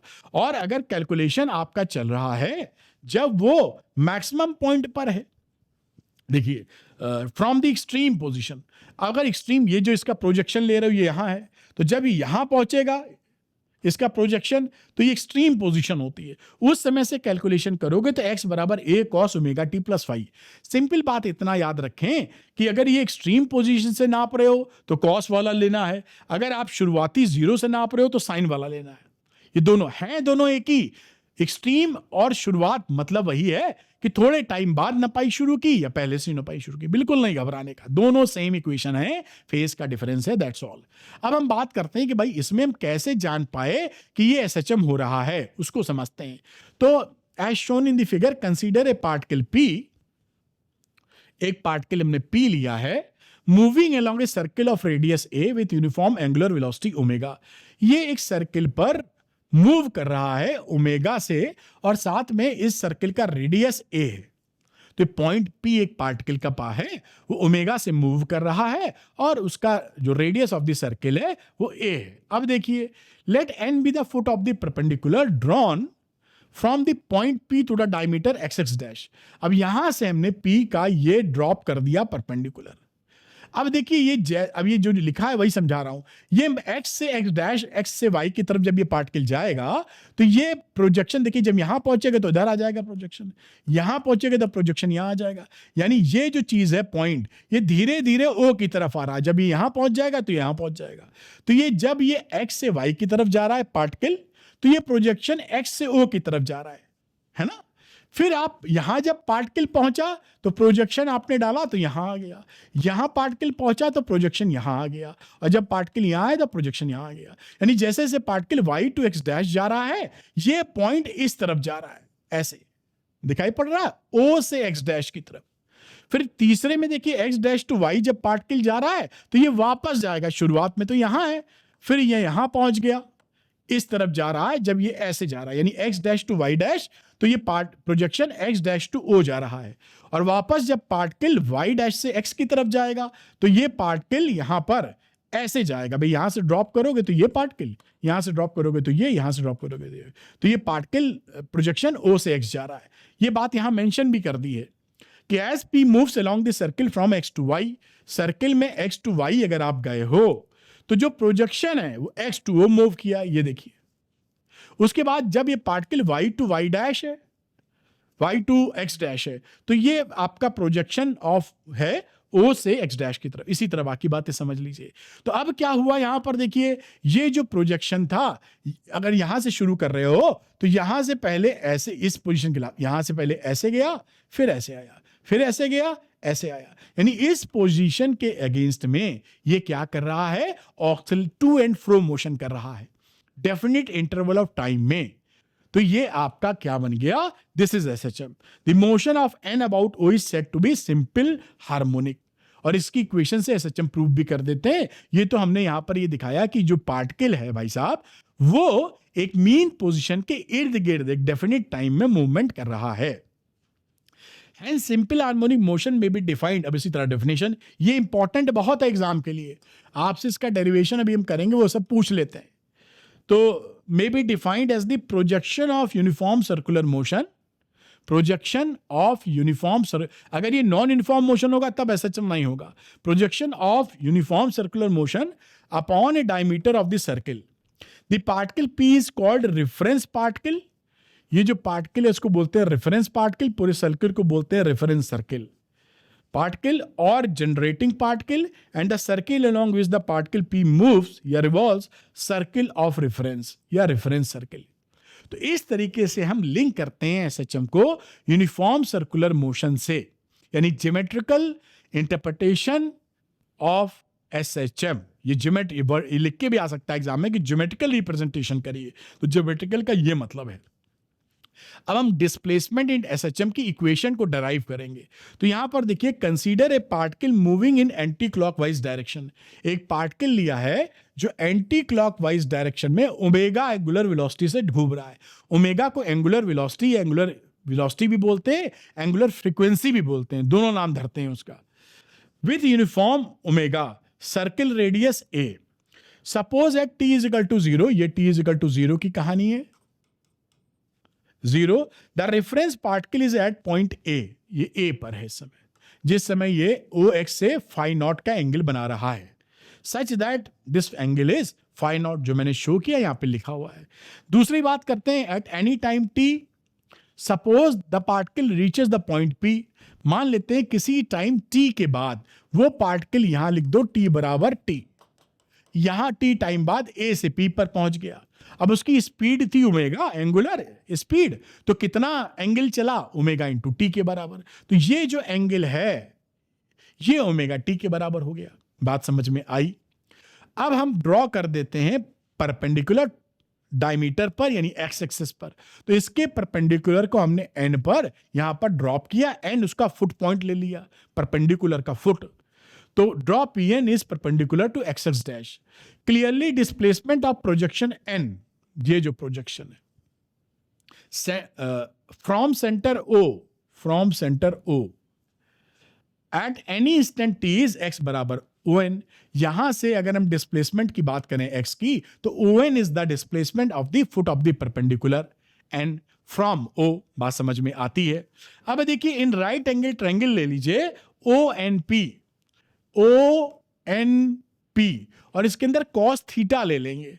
तो ये देखिए कॉस थीटा ले लिया, कॉस थीटा का मतलब है ये पूरा angle omega t plus phi naught. Cos theta होता है बेस अपॉन हाइपो, तो this is cos theta is equal to o n upon OP, यही लिख दिया है, cos omega t plus phi naught o n upon OP. O n की value रखी है एक्स हमने, और ओपी तो उसका रेडियस है, यानी ए आ गया, तो इसको लिख सकते हो cos omega t plus phi not is equal to X upon A, और x की वैल्यू हो गई a cos omega t plus phi. यही डिस्प्लेसमेंट की इक्वेशन हम लोगों ने निकाल ली। ये एसएचएम की सिंपलेस्ट एसएचएम डिस्प्लेसमेंट की इक्वेशन है, सिंपलेस्ट या स्टैंडर्ड फॉर्म बोल लीजिए। इसी तरीके से अगर ये प्रोजेक्शन यहां की जगह इस तरफ ड्रॉप कर देते तो साइन में वैल्यू आ जाती। तो हमेशा आप इससे डरिएगा नहीं। तो this equation gives displacement of a particle in SHM eight any instant T.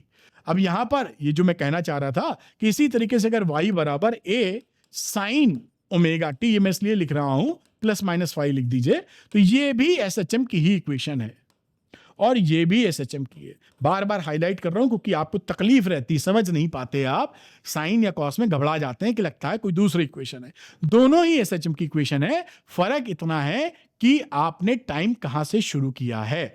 Maximum point से शुरू किया है, एक्सट्रीम पॉइंट से, तो ये, और जीरो से शुरू किया है ये, दोनों में फेस का ही डिफरेंस है, दैट्स ऑल। है दोनों ही स्टैंडर्ड फॉर्म ऑफ एसएचएम की इक्वेशन। अब आपको फिर से आपके दिमाग में घुसेड़ने के लिए, जो स्टैंडर्ड फॉर्म ऑफ इक्वेशन थी एसएचएम की, उसमें कौन सा सिंबल क्या चीज आपसे कहता है। तो एक्स कहता है डिस्प्लेसमेंट, ए होता है एम्पलीट्यूड, ये टोटल वैल्यू होती है फेज, ओमेगा है एंगुलर फ्रीक्वेंसी या एंगुलर स्पीड या वेलोसिटी, फाई नॉट है इनिशियल फेज, यानी t बराबर 0 पर वो पार्टिकल कितने फेज में था। तो ये आपकी इक्वेशन हो गई जो आपके दिमाग तक आपको रहनी चाहिए। ठीक है, अब आगे चलते ये सवाल आ जाता है कि सवाल को करेंगे जिससे क्लैरिटी एप्लीकेशन भी जरूरी है, पकड़ बन जाए आपकी। आइए, a simple harmonic motion is represented by x बराबर 10 sin 20t plus 0.5, ये एसएचएम की इक्वेशन है। Write down its amplitude, angular frequency and frequency, time period and initial phase, 5 चीजें, and if displacement is measured in metres and time in seconds, 5 चीजें पूछी। बहुत ही सरल सवाल है। यहां पर देखिए, ये इसकी इक्वेशन दे रखी, मैंने हाथ से लिख दी है जैसे बड़ा बड़ा दिखे, x बराबर 10 sin 20t plus 0.5। अब स्टैंडर्ड इक्वेशन जो होती है एसएचएम की, उससे हम कंपेयर कर देंगे, है ना। यहाँ x लिखो y लो, कोई फर्क नहीं। पीछे x बराबर a cos omega t plus phi naught लिखा था, तो वो पकड़ के नहीं बैठना, x लिखो या y लिखो, मतलब डिस्प्लेसमेंट से है ना। तो x is equal to a sine omega t plus phi naught. अब आप कंपेयर किए तो ये देखिए, ये a वाली चीज तो 10 है, एम्पलीट्यूड a बराबर 10 मीटर, और यहां पर ओमेगा कितना आ गया है बेटा, 20। तो एंगुलर फ्रीक्वेंसी जिसे आप बोलते हैं ओमेगा, वो 20 रेडियन पर सेकंड, इसकी यूनिट होती है रेडियन पर सेकंड। तीसरी बात, ये जो फाई नॉट है ये 0.5 है, ये फ्रीक्वेंसी, इससे फ्रीक्वेंसी निकाल लो तो ओमेगा होता है 2 पाई न्यू, तो न्यू की वैल्यू ओमेगा अपॉन 2 पाई, तो 20 को 2 पाई से डिवाइड कर दिया, 3.18 हर्ट्ज मिल गया, ये फ्रीक्वेंसी मिल गई। और दूसरी बात, इनिशियल टाइम पीरियड करो तो टाइम पीरियड होता है 2 पाई बाई ओमेगा, तो ये 2 पाई बाई ओमेगा, या इसी फ्रीक्वेंसी को 1 अपॉन फ्रीक्वेंसी कर दो, तो 2 पाई बाई अपॉन 20 यानी पाई बाई 10 यानी 0.314 सेकेंड। और इनिशियल फेज जो आपने कंपेयर किया था, इपॉक या इनिशियल फेज 0.5 आपका आ गया है, ये आंसर आ गया।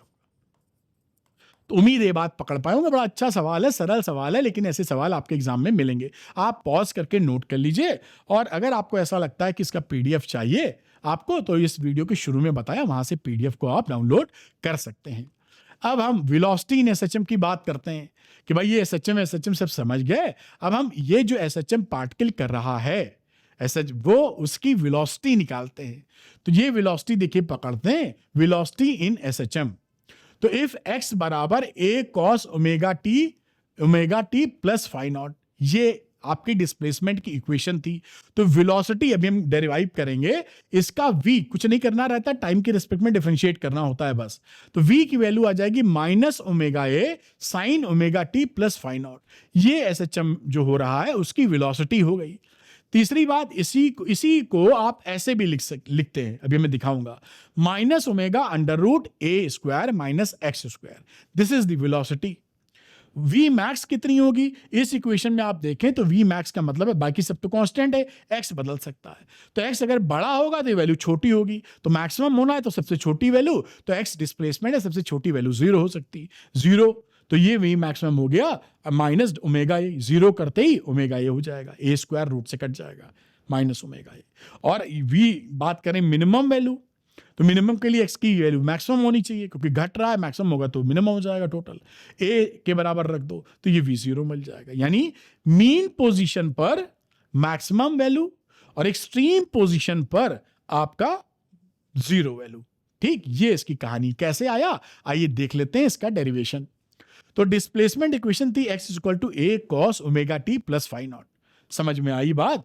अब इसको कुछ नहीं करना, हम जानते हैं कि वेलोसिटी के लिए डिस्प्लेसमेंट को सिंपली टी के रेस्पेक्ट में डिफरेंशिएट कर दो, काम बन जाता है। डिफरेंशिएट कर दिया हमने dx अपॉन dt, तो इसको x की जगह ये वैल्यू पुट कर दी a cos omega t plus phi not.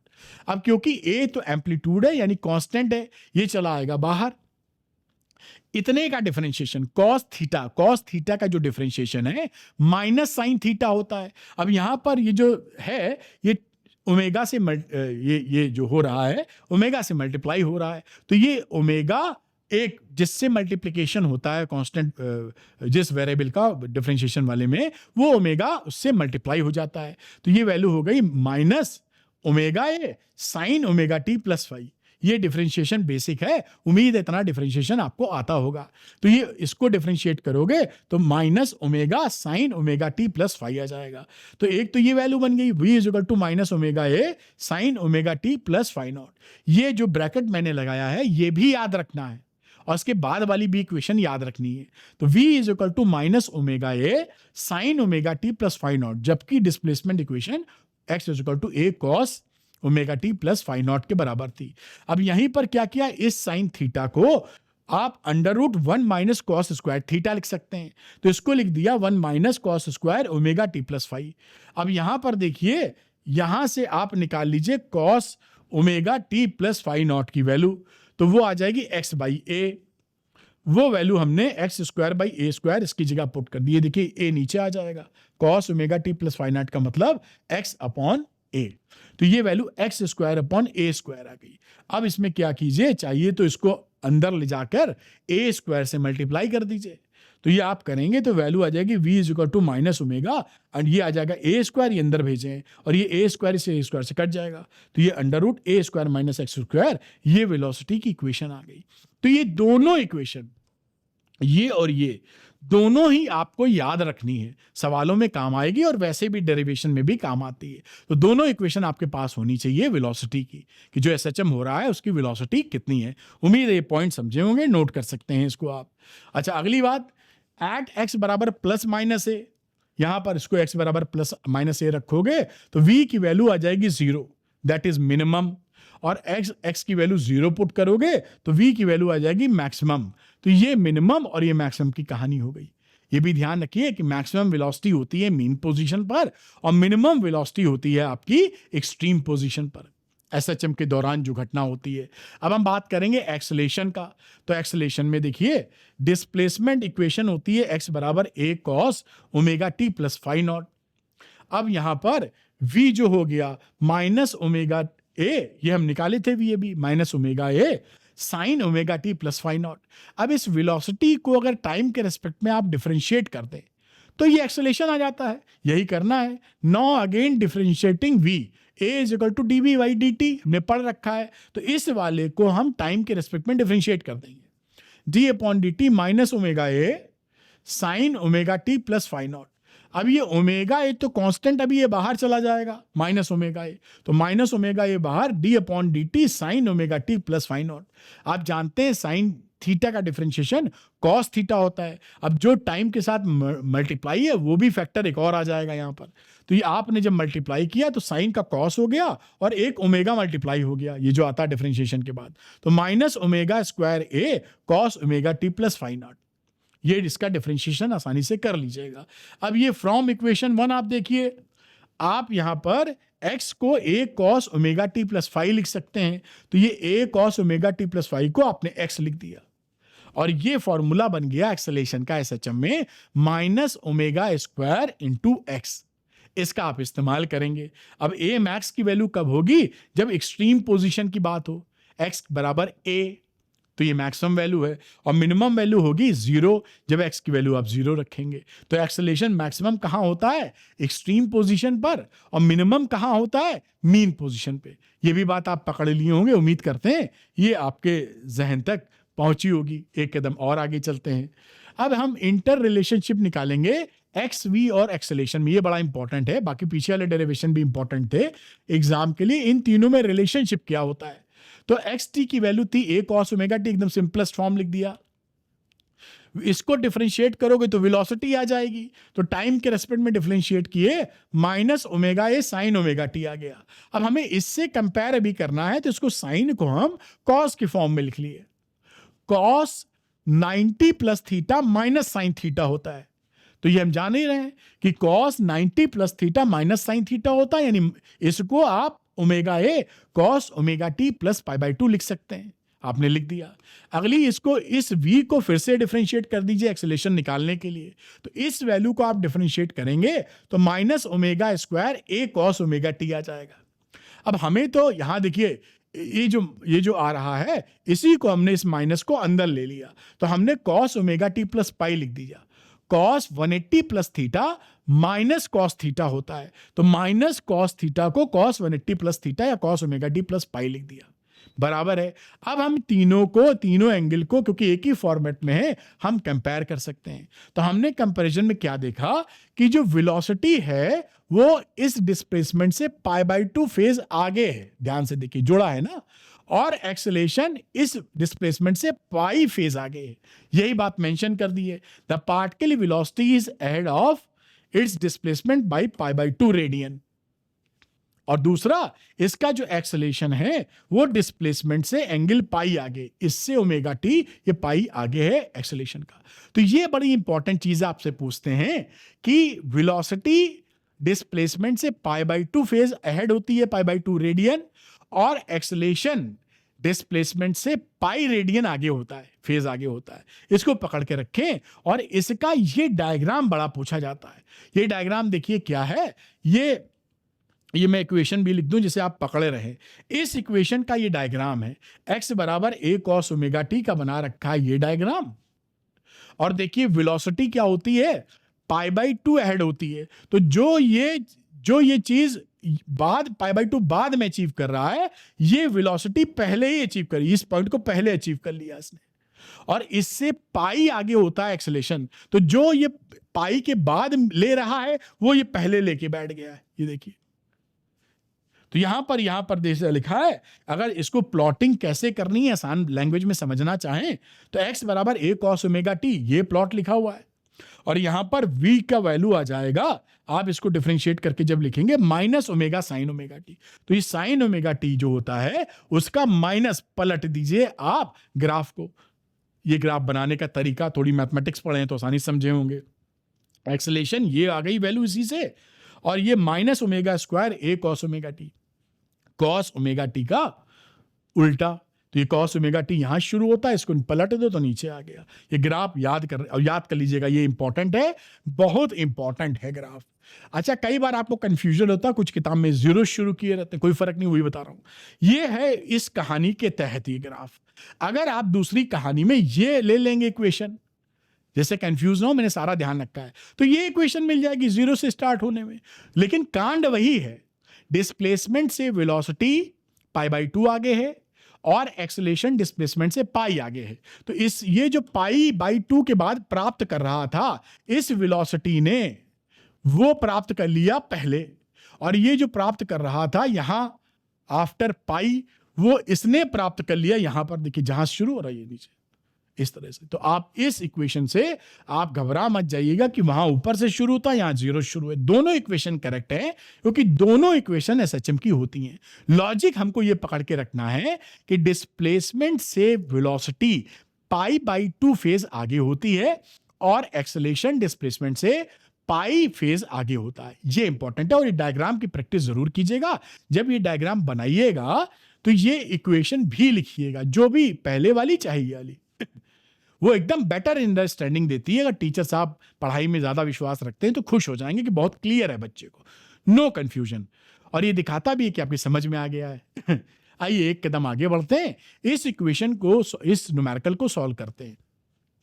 A body oscillates with SHM according to the given equation. ये इक्वेशन है, x बराबर 5 मीटर cos 2 पाई रेडियन पर सेकंड में यूनिट है, time plus pi by 2 at t बराबर 1.5 second, t बराबर 1.5 second. Calculate करना है डिस्प्लेसमेंट, स्पीड और एक्सेलेरेशन ऑफ द बॉडी। 3 चीजें निकालनी है। जब वो 1.5 सेकेंड का टाइम होगा तब की बातचीत हम कर रहे हैं। तो कंपेयरिंग विथ स्टैंडर्ड इक्वेशन, इसको हमने स्टैंडर्ड इक्वेशन से कंपेयर कर दिया। x बराबर a cos omega t plus 5। अब यहां पर ये ओमेगा की वैल्यू देखो कितनी आ गई, 2 पाई है ना। तो टाइम t ओमेगा इसका 2 पाई, तो टाइम पीरियड क्या रहा, 2 पाई बाई ओमेगा। तो 2 पाई को 2 पाई से डिवाइड किया, 1 सेकंड आ गया। दूसरी t बराबर 1.5 सेकंड पर क्या एम्पलीट्यूड भी कंपेयर कर लोगे तो a बराबर 5 मीटर आ जाएगा। अब 1.5 सेकंड पे डिस्प्लेसमेंट कितना है, इसके लिए इस इक्वेशन में इस टाइम की जगह आप 1.5 सेकंड पुट कर दीजिए। पुट कर दिया, देखिए डिस्प्लेसमेंट एट 1.5 सेकंड। ये देखिए, इस कुछ नहीं करना, इस टाइम की जगह 1.5 लिख देना है। भाई इक्वेशन है, जिस टाइम पे चाहिए वो टाइम की वैल्यू रख दो। तो x बराबर 5 cos 2 pi into 1.5 plus pi by 4। अब ये 1.5 को 2 से मल्टीप्लाई करोगे तो ये हो जाएगा 3 पाई। तो ये वैल्यू होगी 5 cos 3 pi plus pi by 4। अब ये आप फॉर्मूला जानते होंगे, 3 पाई प्लस थीटा कुछ पाई प्लस थीटा कितना होता है, तो ये माइनस कॉस थीटा होता है। तो ये cos 3 pi plus theta is equal to minus cos theta. तो माइनस कॉस थीटा यानी -5 cos pi by 4। Cos pi by 4 का मतलब है कॉस 45 डिग्री 1/√2। तो ये हो गया 1/√2 का मतलब होता है 0.707। तो -5 इंटू 0.707 से मल्टीप्लाई मारा और वैल्यू आ गई -3.535 मीटर। तो ये आप निकाल पाए डिस्प्लेसमेंट जबकि टाइम 1.5 सेकेंड था। अब दूसरी बात कर रहे हैं स्पीड की। तो स्पीड के लिए इस इक्वेशन को ना हमको v निकालने लिए dx बाई dt करना पड़ेगा। या तो सीधे फॉर्मूला जो याद है वो रख दीजिए, या आप डिफरेंशिएट करके कर दीजिए। तो मैं डिफरेंशिएट करके दिखा रहा हूं। तो यहाँ वो देखिए आंसर हो गया। अब वेलोसिटी होती है dx बाई dt, तो इस इक्वेशन को डिफरेंशिएट कर दीजिए आप टाइम के रिस्पेक्ट में। तो d/dt 5 cos 2 pi t plus pi by 4। जब आप डिफरेंशिएट करेंगे पाई कांस्टेंट बाहर, कॉस थीटा का होता है माइनस साइन थीटा, और टी के रिस्पेक्ट में कर रहे हो तो जो फैक्टर है वो मल्टीप्लाई हो जाता है। तो 5 माइनस आ गया 5, 2 पाई से multiply sine 2 pi t plus pi by 4, 5 into 2 यानी 10 पाई। तो ये -5 इंटू 2 पाई, और ये t बराबर 1.5 पर आपको निकालना था वेलोसिटी, तो t की जगह 1.5 रख दिया। आगे बढ़े तो -5 इंटू 2 पाई साइन, ये हो गया 3 पाई प्लस पाई बाई 4। अब आप जानते हैं sine 3 pi plus pi by 4 क्या होता है, माइनस साइन थीटा। तो ये जब माइनस आएगा तो माइनस माइनस प्लस हो जाएगा, 5 इंटू 2 पाई और साइन थीटा मतलब sine pi by 4। Sine pi by 4 की भी वैल्यू 1/√2 होती है। तो ये हो गया 5 इंटू 2 पाई की वैल्यू 22/7 और 1/√2 का मतलब 0.707। अब इसको कैलकुलेट कर लीजिए, 22.22 मीटर पर सेकेंड। ये आपका बेटा आ गया वेलोसिटी। वो देखिए डिस्प्लेसमेंट, ये बहुत बढ़िया सवाल है। और अगली बात कर ले एक्सेलेरेशन की। तो एक्सेलेरेशन को तो क्या करते हैं, v को फिर से टाइम के रेस्पेक्ट में डिफरेंशिएट कर दिया जाए एक्सेलेरेशन के लिए। a होता है dv बाई dt, तो d/dt, और ये जो वेलोसिटी आपको मिली थी ये क्योंकि टाइम था ना, ये पुट कर दी -10 pi sine 2 pi t plus pi by 4। तो जो कांस्टेंट था देखिए मैंने -10 पाई आ जाएगा, और इसको डिफरेंशिएट करेंगे तो साइन का हो जाएगा कॉस थीटा और 2 पाई से मल्टीप्लाई। तो 2 पाई का मतलब है 10 का 20, 1 पाई और तो पाई स्क्वायर। तो ये डिफरेंशिएशन के बाद एक्सेलेरेशन आ गया। अब पूरा कैलकुलेशन ना करना पड़े इसलिए थोड़ी सी तिकड़म करेंगे। यहां से 4 पाई स्क्वायर लेके 5 कॉस 2 पाई और टाइम की वैल्यू 1.5 रखते हुए ये लिख देंगे, क्योंकि इसकी वैल्यू ऑलरेडी हमको पता थी। ये देखिए ये कहां गई, ये वैल्यू, इसलिए। और ये -3.535 है, ये -3.535 ले ली फ्रॉम में, क्योंकि हमें जबरदस्ती हम दोबारा क्यों कैलकुलेट करें जब हम कैलकुलेट कर चुके हैं। ये थोड़ी सी स्मार्टनेस दिखाई गई। तो ये -4 इंटू 9.87 दिस वन, और इसको मल्टीप्लाई किया तो 139.56 मीटर पर सेकेंड। और ये पूरा बहुत ही बढ़िया सवाल आप निकाल पाए। तो उसको आप पॉज करके नोट कर लीजिए, और अगर आप इंटरेस्टेड हैं इसका वो लेने में PDF, तो आप ले सकते हैं। वीडियो के शुरू में मैंने बता रखा है। चलिए एक कदम और आगे चलते हैं, एनर्जी इन SHM की बात करते हैं। तो काइनेटिक एनर्जी कितनी होती है भैया SHM के अंदर, अभी हम ड्राइव भी करेंगे, 1/m ओमेगा स्क्वायर a स्क्वायर माइनस x स्क्वायर। और यार इसी को आप m ओमेगा स्क्वायर को k लिखते हैं, तो हाफ k a स्क्वायर माइनस x स्क्वायर। ये कैसे आई, इसका हम डेरिवेशन करने वाले हैं। तो derivation kinetic energy in SHM at any instant under SHM, जो डिस्प्लेसमेंट इक्वेशन होती है वो कितनी है, x बराबर a cos omega t plus phi naught. अब यहां पर हमने इसको x टाइम के रेस्पेक्ट में डिफरेंशिएट कर दिया वेलोसिटी निकालने के लिए। कई बार डिफरेंशिएट कर चुके हैं इसलिए आप समझ गए होंगे डिफरेंशिएशन कैसे किया गया है। अब आप जानते हैं कि जो काइनेटिक एनर्जी होती है हाफ mv स्क्वायर के बराबर होती है। इसी वेलोसिटी को हाफ mv स्क्वायर की जगह इस्तेमाल कर लो, तो हाफ m और v की जगह ये पूरी वैल्यू का स्क्वायर आपने वैल्यू रखी, तो हाफ आ गया m ओमेगा स्क्वायर a स्क्वायर माइनस प्लस हो जाएगा स्क्वायर में sine square omega t plus phi naught. अब यहां पर देखिए ये एक इक्वेशन आ गई, इसको भी याद रखिएगा आप, कई जगह बड़ी हेल्पफुल रहती है इसलिए मैं ब्रैकेट बनाया हूं। और आगे बात करें तो इसको k लिखा half m omega square a square, और इस साइन स्क्वायर थीटा को 1 माइनस कॉस स्क्वायर थीटा लिख लिया। अब देखिए हाफ एम ओमेगा स्क्वायर, ये ए स्क्वायर से अंदर मल्टीप्लाई कर दो, ए स्क्वायर माइनस ए स्क्वायर कॉस स्क्वायर थीटा, और ये इसलिए कि इसकी वैल्यू को हम यहां से एक्स के बराबर एक्स स्क्वायर के बराबर पुट कर सकते हैं।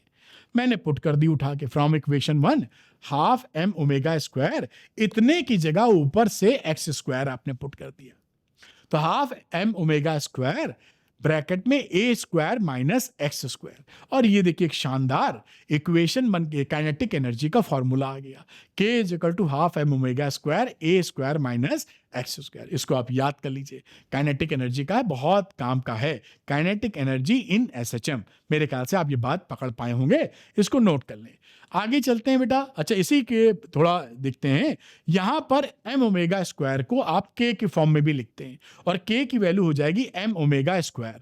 तो इस फॉर्मूले को भी याद रखें, ये के का मतलब काइनेटिक एनर्जी है, ये के कांस्टेंट है, ये काइनेटिक एनर्जी, यानी काट ना दो कहीं हाफ के ए स्क्वायर माइनस एक्स स्क्वायर। बात समझ में आपके आ गई। अब आती है पोटेंशियल एनर्जी इन एसएचएम। तो पोटेंशियल एनर्जी कितनी होती है, यू बराबर हाफ के एक्स स्क्वायर, यहाँ के की वैल्यू होती है एम ओमेगा स्क्वायर, तो half M omega square into x square, जिसको आप लिखते हैं इस तरह भी, हाफ एम ओमेगा स्क्वायर ए square cos square omega t plus five naught. ये कैसे निकला, ये इसको देख लेते हैं। तो when the displacement of a particle from its equilibrium is x, कोई पार्टिकल आपने मान लीजिए स्प्रिंग से लटकाया है और लटक के वो एक्स डिस्प्लेसमेंट करा हुआ है, उसमें अब आप क्या करते हैं, उस समय का जो रिस्टोरिंग फोर्स है, मान लीजिए ऐसे स्प्रिंग लिए हुए हैं, ऐसे आप लटकाए थे, ये एक्स स्ट्रेच किया हुआ पार्ट है, और इस समय रिस्टोरिंग फोर्स कितना लग रहा है, जो ये स्प्रिंग लगा रही है, तो एक्स बराबर माइनस के एक्स के बराबर है। अब क्या करते हैं, if we displace the particle further along a small distance dx, मान लीजिए इस पार्टिकल को थोड़ा सा और हमने dx आगे खींच दिया और खींच के छोड़ दीजिए, तो ये ऑक्सीलेट करना शुरू कर देगी। Then work done against the restoring force is given by, तो कितना वर्क डन आपने रिस्टोरिंग फोर्स के किया है अगेंस्ट में, तो dw की वैल्यू हो जाएगी माइनस एफ dx। ये हो गया आपका वर्क डन, क्योंकि आप जो फोर्स लगाएंगे इसके अपोजिट है, तो माइनस हो गया, तो माइनस एफ डी एक्स। इस एफ की वैल्यू माइनस के एक्स पुट कर दी, तो माइनस माइनस प्लस, तो के एक्स डी एक्स आ गया। अब टोटल वर्क डन निकाल लेते हैं in moving a particle from mean position to the displacement x. अब जीरो पोजीशन से लेकर डिस्प्लेसमेंट एक्स तक कितना वर्क डन हमको करना पड़ा है, तो इंटीग्रेट कर दीजिए इस वर्क को।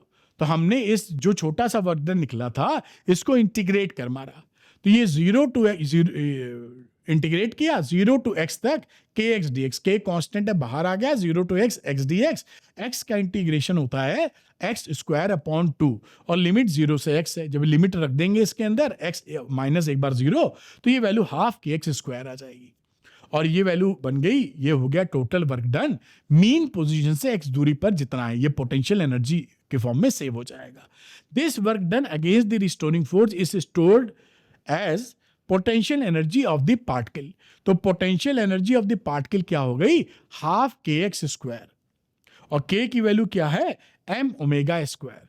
तो ये आप यहां पर याद कर ले कि ये पोटेंशियल एनर्जी की बेटा वैल्यू हो गई। This is very important, kinetic निकाली थी, अब ये पोटेंशियल निकाल दी, और इसी जगह आप बात करें तो एम ओमेगा, इस एक्स की जगह वैल्यू रख दीजिए जो इक्वेशन थी डिस्प्लेसमेंट की, तो A square cos square omega t plus 5, और इस इक्वेशन को भी याद रखिएगा, कोई जगह जगह कभी ये दोनों का इस्तेमाल होता रहता है, जैसी आपको चीजें दी गई हैं। तो ये आपकी हो गई, आपकी क्या हो गई, पोटेंशियल एनर्जी। अब बात करेंगे टोटल एनर्जी की। अब टोटल एनर्जी में क्या होता है, पोटेंशियल और मैकेनिकल, क्योंकि अगर एसएचएम होता है तो सारी चीजें मान के चलते हैं कि एनर्जी लॉस नहीं हो रहा है, तो उस समय केवल कंजर्वेशन ऑफ मैकेनिकल एनर्जी लग जाती, क्योंकि कंजर्वेटिव फोर्सेस ही काम करते हैं। तो के ई प्लस पोटेंशियल एनर्जी वो कंजर्व भी होगी, और टोटल एनर्जी के प्लस यू के बराबर होगी, काइनेटिक प्लस पोटेंशियल। तो हाफ के ए स्क्वायर बराबर हाफ एम ओमेगा स्क्वायर ए स्क्वायर। ये कहां से आती है, in the absence of any frictional force the total energy of the harmonic oscillator is conserve. तो ये कंजर्व इतनी बनी रहती है, बाकी फोर्सेस जो डिसिपेटिव फोर्सेस हैं उनको हम जीरो मान के चलते हैं। आगे डेरिवेशन, काइनेटिक एनर्जी निकाली थी हाफ के ए स्क्वायर माइनस एक्स स्क्वायर और पोटेंशियल थी हाफ के एक्स स्क्वायर। इन दोनों एनर्जी को आप जोड़ मारो, E इज इक्वल टू के प्लस यू। तो यहां पर लिखा हाफ के ए स्क्वायर माइनस एक्स स्क्वायर और हाफ के एक्स स्क्वायर, ये एक्स खा जाएगा इसको, तो वैल्यू बचेगी कितनी, हाफ के ए स्क्वायर। तो जो आपकी टोटल एनर्जी आई वो हाफ के ए स्क्वायर के बराबर है, के की वैल्यू एम ओमेगा स्क्वायर, ये वैल्यू इसके अंदर पुट कर दीजिए तो हाफ एम ओमेगा स्क्वायर ए स्क्वायर आपकी वैल्यू आ गई। This is the total energy of the particle under SHM.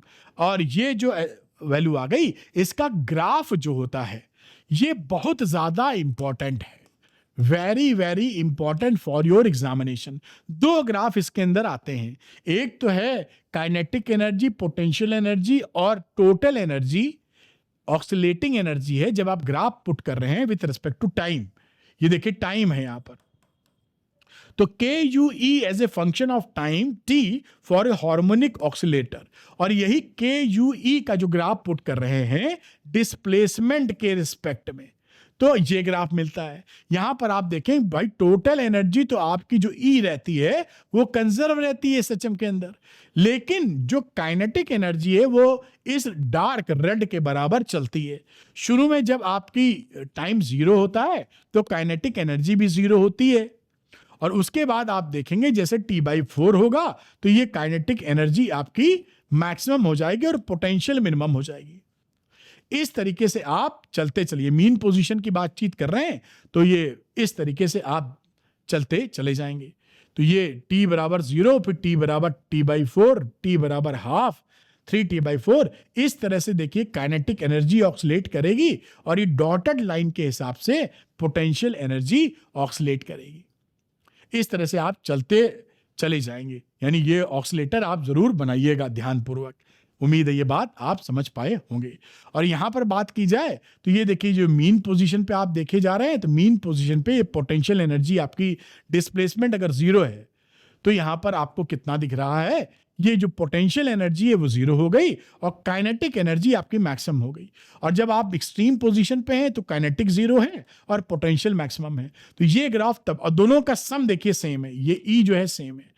तो जब आप डिस्प्लेसमेंट के अगेंस्ट में बनाए तो ये ग्राफ बनाए, जब टाइम के रिस्पेक्ट में बनाए तो ये ग्राफ बनाए। दोनों graph kinetic energy, potential energy और टोटल एनर्जी को प्लॉट करता है with respect to time, with respect to displacement from mean position.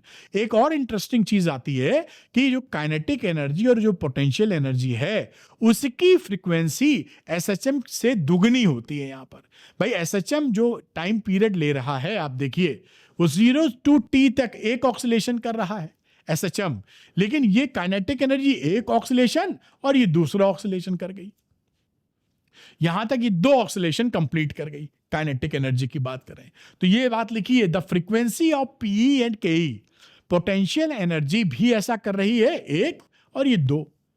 तो पोटेंशियल और काइनेटिक एनर्जी की जो फ्रीक्वेंसी होती है वो एसएचएम की फ्रीक्वेंसी से डबल होती है। एमसीक्यू वगैरह में कहीं भी पूछा जा सकता है, तो ये पॉइंट इंपॉर्टेंट नोट है।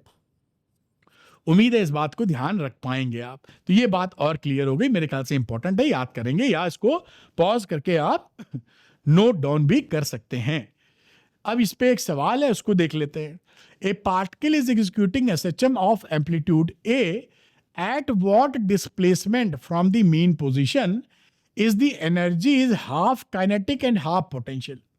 आप जानते हैं कि काइनेटिक और पोटेंशियल मिलके ही टोटल एनर्जी बनती है, तो आधी काइनेटिक और आधी पोटेंशियल यानी दोनों एनर्जी बराबर होने वाली है ना। अब अकॉर्डिंग टू द क्वेश्चन ई के बराबर ईपी, टोटल एनर्जी का आधा आधा दोनों ने ले लिया, दोनों इक्वल हैं, तो के ई बराबर यू, और काइनेटिक एनर्जी का फॉर्मूला होता है half M omega square A minus x square, A square minus x square, और यू का मतलब है half M omega square into x square. इसको आप सॉल्व कर लीजिए, ये देखिए हाफ एम ओमेगा स्क्वायर तो यहीं से कट जाएगा, तो A square minus x square बराबर एक्स स्क्वायर और 2x स्क्वायर बराबर ए स्क्वायर, तो x की वैल्यू हो गई प्लस माइनस ए अपॉन अंडर रूट 2। यानी जो डिस्प्लेसमेंट है मीन पोजीशन से जब a/√2 के बराबर होगा आइदर साइड, प्लस या माइनस, तो उस समय इसकी काइनेटिक एनर्जी और पोटेंशियल एनर्जी दोनों बराबर होगी। ये स्टेटमेंट में मैंने यहां पर लिख भी दिया, तो इस न्यूमेरिकल है, इसको भी आप नोट कर लें। मेरे ख्याल से ये बात आप पकड़ पाए होंगे। इंपॉर्टेंट न्यूमेरिकल था, आपने नोट किया होगा। अब ये बात यहां कंप्लीट हुई। अब देखिए force law for SHM and expression for time period. Force law और टाइम पीरियड की हम लोग बात करते हैं। Using Newton's law of motion and expression of a particle undergoing SHM. तो न्यूटन का लॉ यूज करेंगे और एक्सप्रेशन ऑफ एसएचएम यूज करके दोनों को मिक्स करेंगे, वही है फोर्स लॉ जो है एंड एक्सप्रेशन टाइम पीरियड का। तो फोर्स ऑन पार्टिकल एम, जो एसएचएम में जो पार्टिकल एसएचएम कर रहा है उसमें कितना फोर्स लग रहा होगा, Ft = ma, ये न्यूटन साहब F = ma बताए हुए हैं। और a कितना होता है अंडर एसएचएम, -ω² इंटू एक्स हम निकाल चुके हैं। तो Ft की वैल्यू हो गई -mω² इंटू एक्स।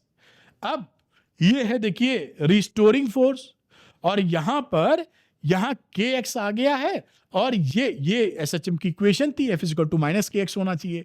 तो ये जो कांस्टेंट है ये mω² के यहां बराबर हो गया है। इसी से वैल्यू अगर ओमेगा हम निकालें यहां से, तो ओमेगा की वैल्यू हो जाएगी √k/m। इसी से ओमेगा निकल आया तो टाइम पीरियड भी निकल आएगा। ये ओमेगा है, और ओमेगा से आप टाइम पीरियड निकाल लेते हैं, क्योंकि आप जानते हैं कि ओमेगा की वैल्यू होती है 2π/t। तो t की वैल्यू हो जाएगी 2π/ओमेगा। तो ओमेगा अगर मालूम है आप रख दीजिए 2π, और ओमेगा नीचे यानी पलट के मल्टीप्लाई कर दीजिए इनटू √m/k। ये टाइम पीरियड हो गया एसएचएम का। आगे मैंने लिखा भी होगा, यही करके दिखा दिया।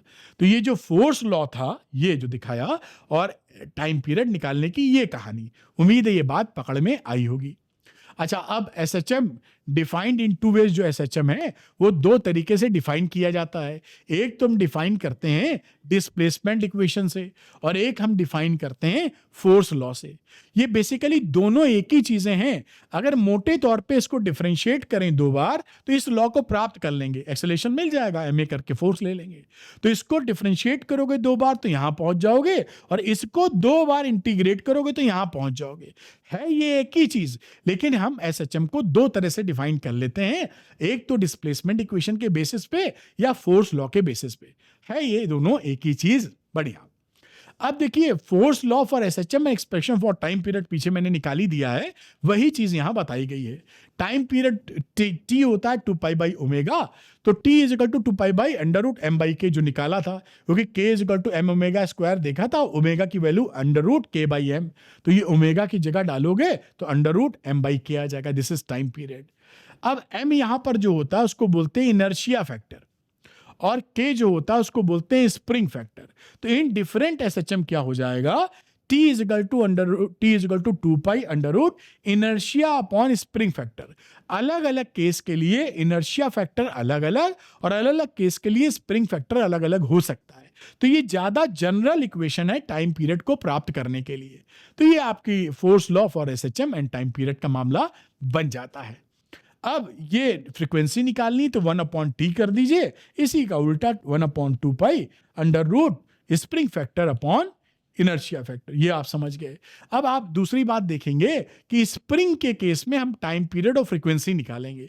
तो ये एक स्प्रिंग है, हॉरिजॉन्टल स्प्रिंग है, इसको ये मीन पोजीशन पे आप ऐसे खींच के, ये देखिए खींचा और छोड़ देंगे, तो ये मीन पोजीशन के अगेंस्ट में ऐसे ऐसे ऑक्सीलेट करेगी। तो हमको ये शो करना है कि ये एसएचएम कर रही है और एसएचएम कर रही है, तो इसका टाइम पीरियड कितना है।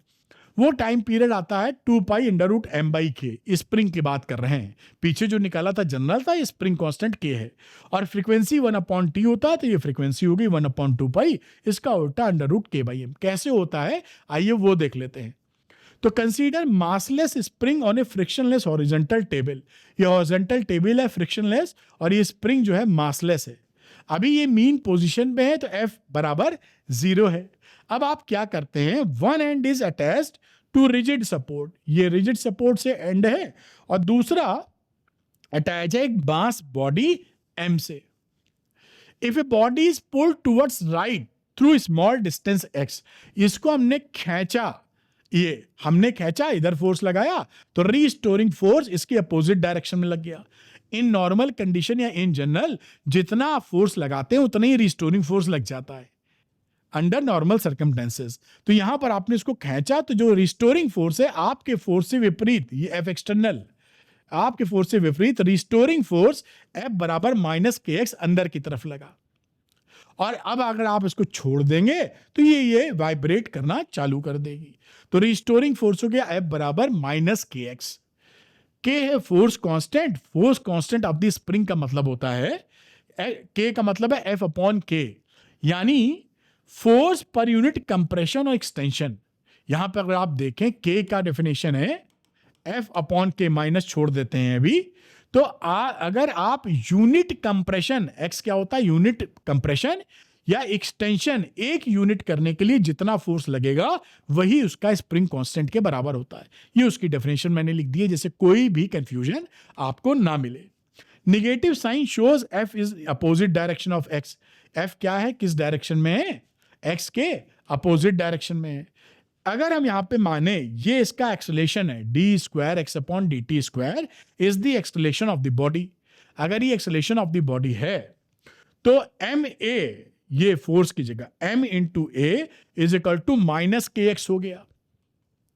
अब ये यहां पे एक्सेलेरेशन निकाला तो ये minus k by M into x हो गया, जिसे minus omega square into X लिख सकते हो। अब ये this shows that the acceleration is proportional to the displacement and X opposite to it. Omega यहां कांस्टेंट है, तो यहां पर एक्सेलेरेशन अगर आपको माइनस एक्स के प्रोपोर्शनल है तो ये एसएचएम हो जाता है। हमने शुरू में ही पढ़ा था एसएचएम के कंडीशंस कि एक्सेलेरेशन प्रोपोर्शनल होना चाहिए माइनस एक्स के बराबर। तो here the body is in SHM. ये हमने प्रूव कर दिया कि जो स्प्रिंग है वो सिंपल हार्मोनिक मोशन कर रही है। अगर कर रही है तो इसका टाइम पीरियड क्या है वो निकालने की तरफ बढ़ते हैं। तो टाइम पीरियड क्या हो जाएगा, T is equal to 2 pi by omega. पीछे हमने जनरल केस पकड़ा था कि अगर कोई बॉडी एसएचएम करेगी तो 2 पाई बाई ओमेगा से हम ऐसे टाइम पीरियड निकाल लेंगे। तो ये 2 पाई अपॉन ओमेगा, ओमेगा यहां से मिल गया ये के बाई एम, तो under root K by M यानी 2 pi under root M by K, ये आपका टाइम पीरियड स्प्रिंग का निकल आया।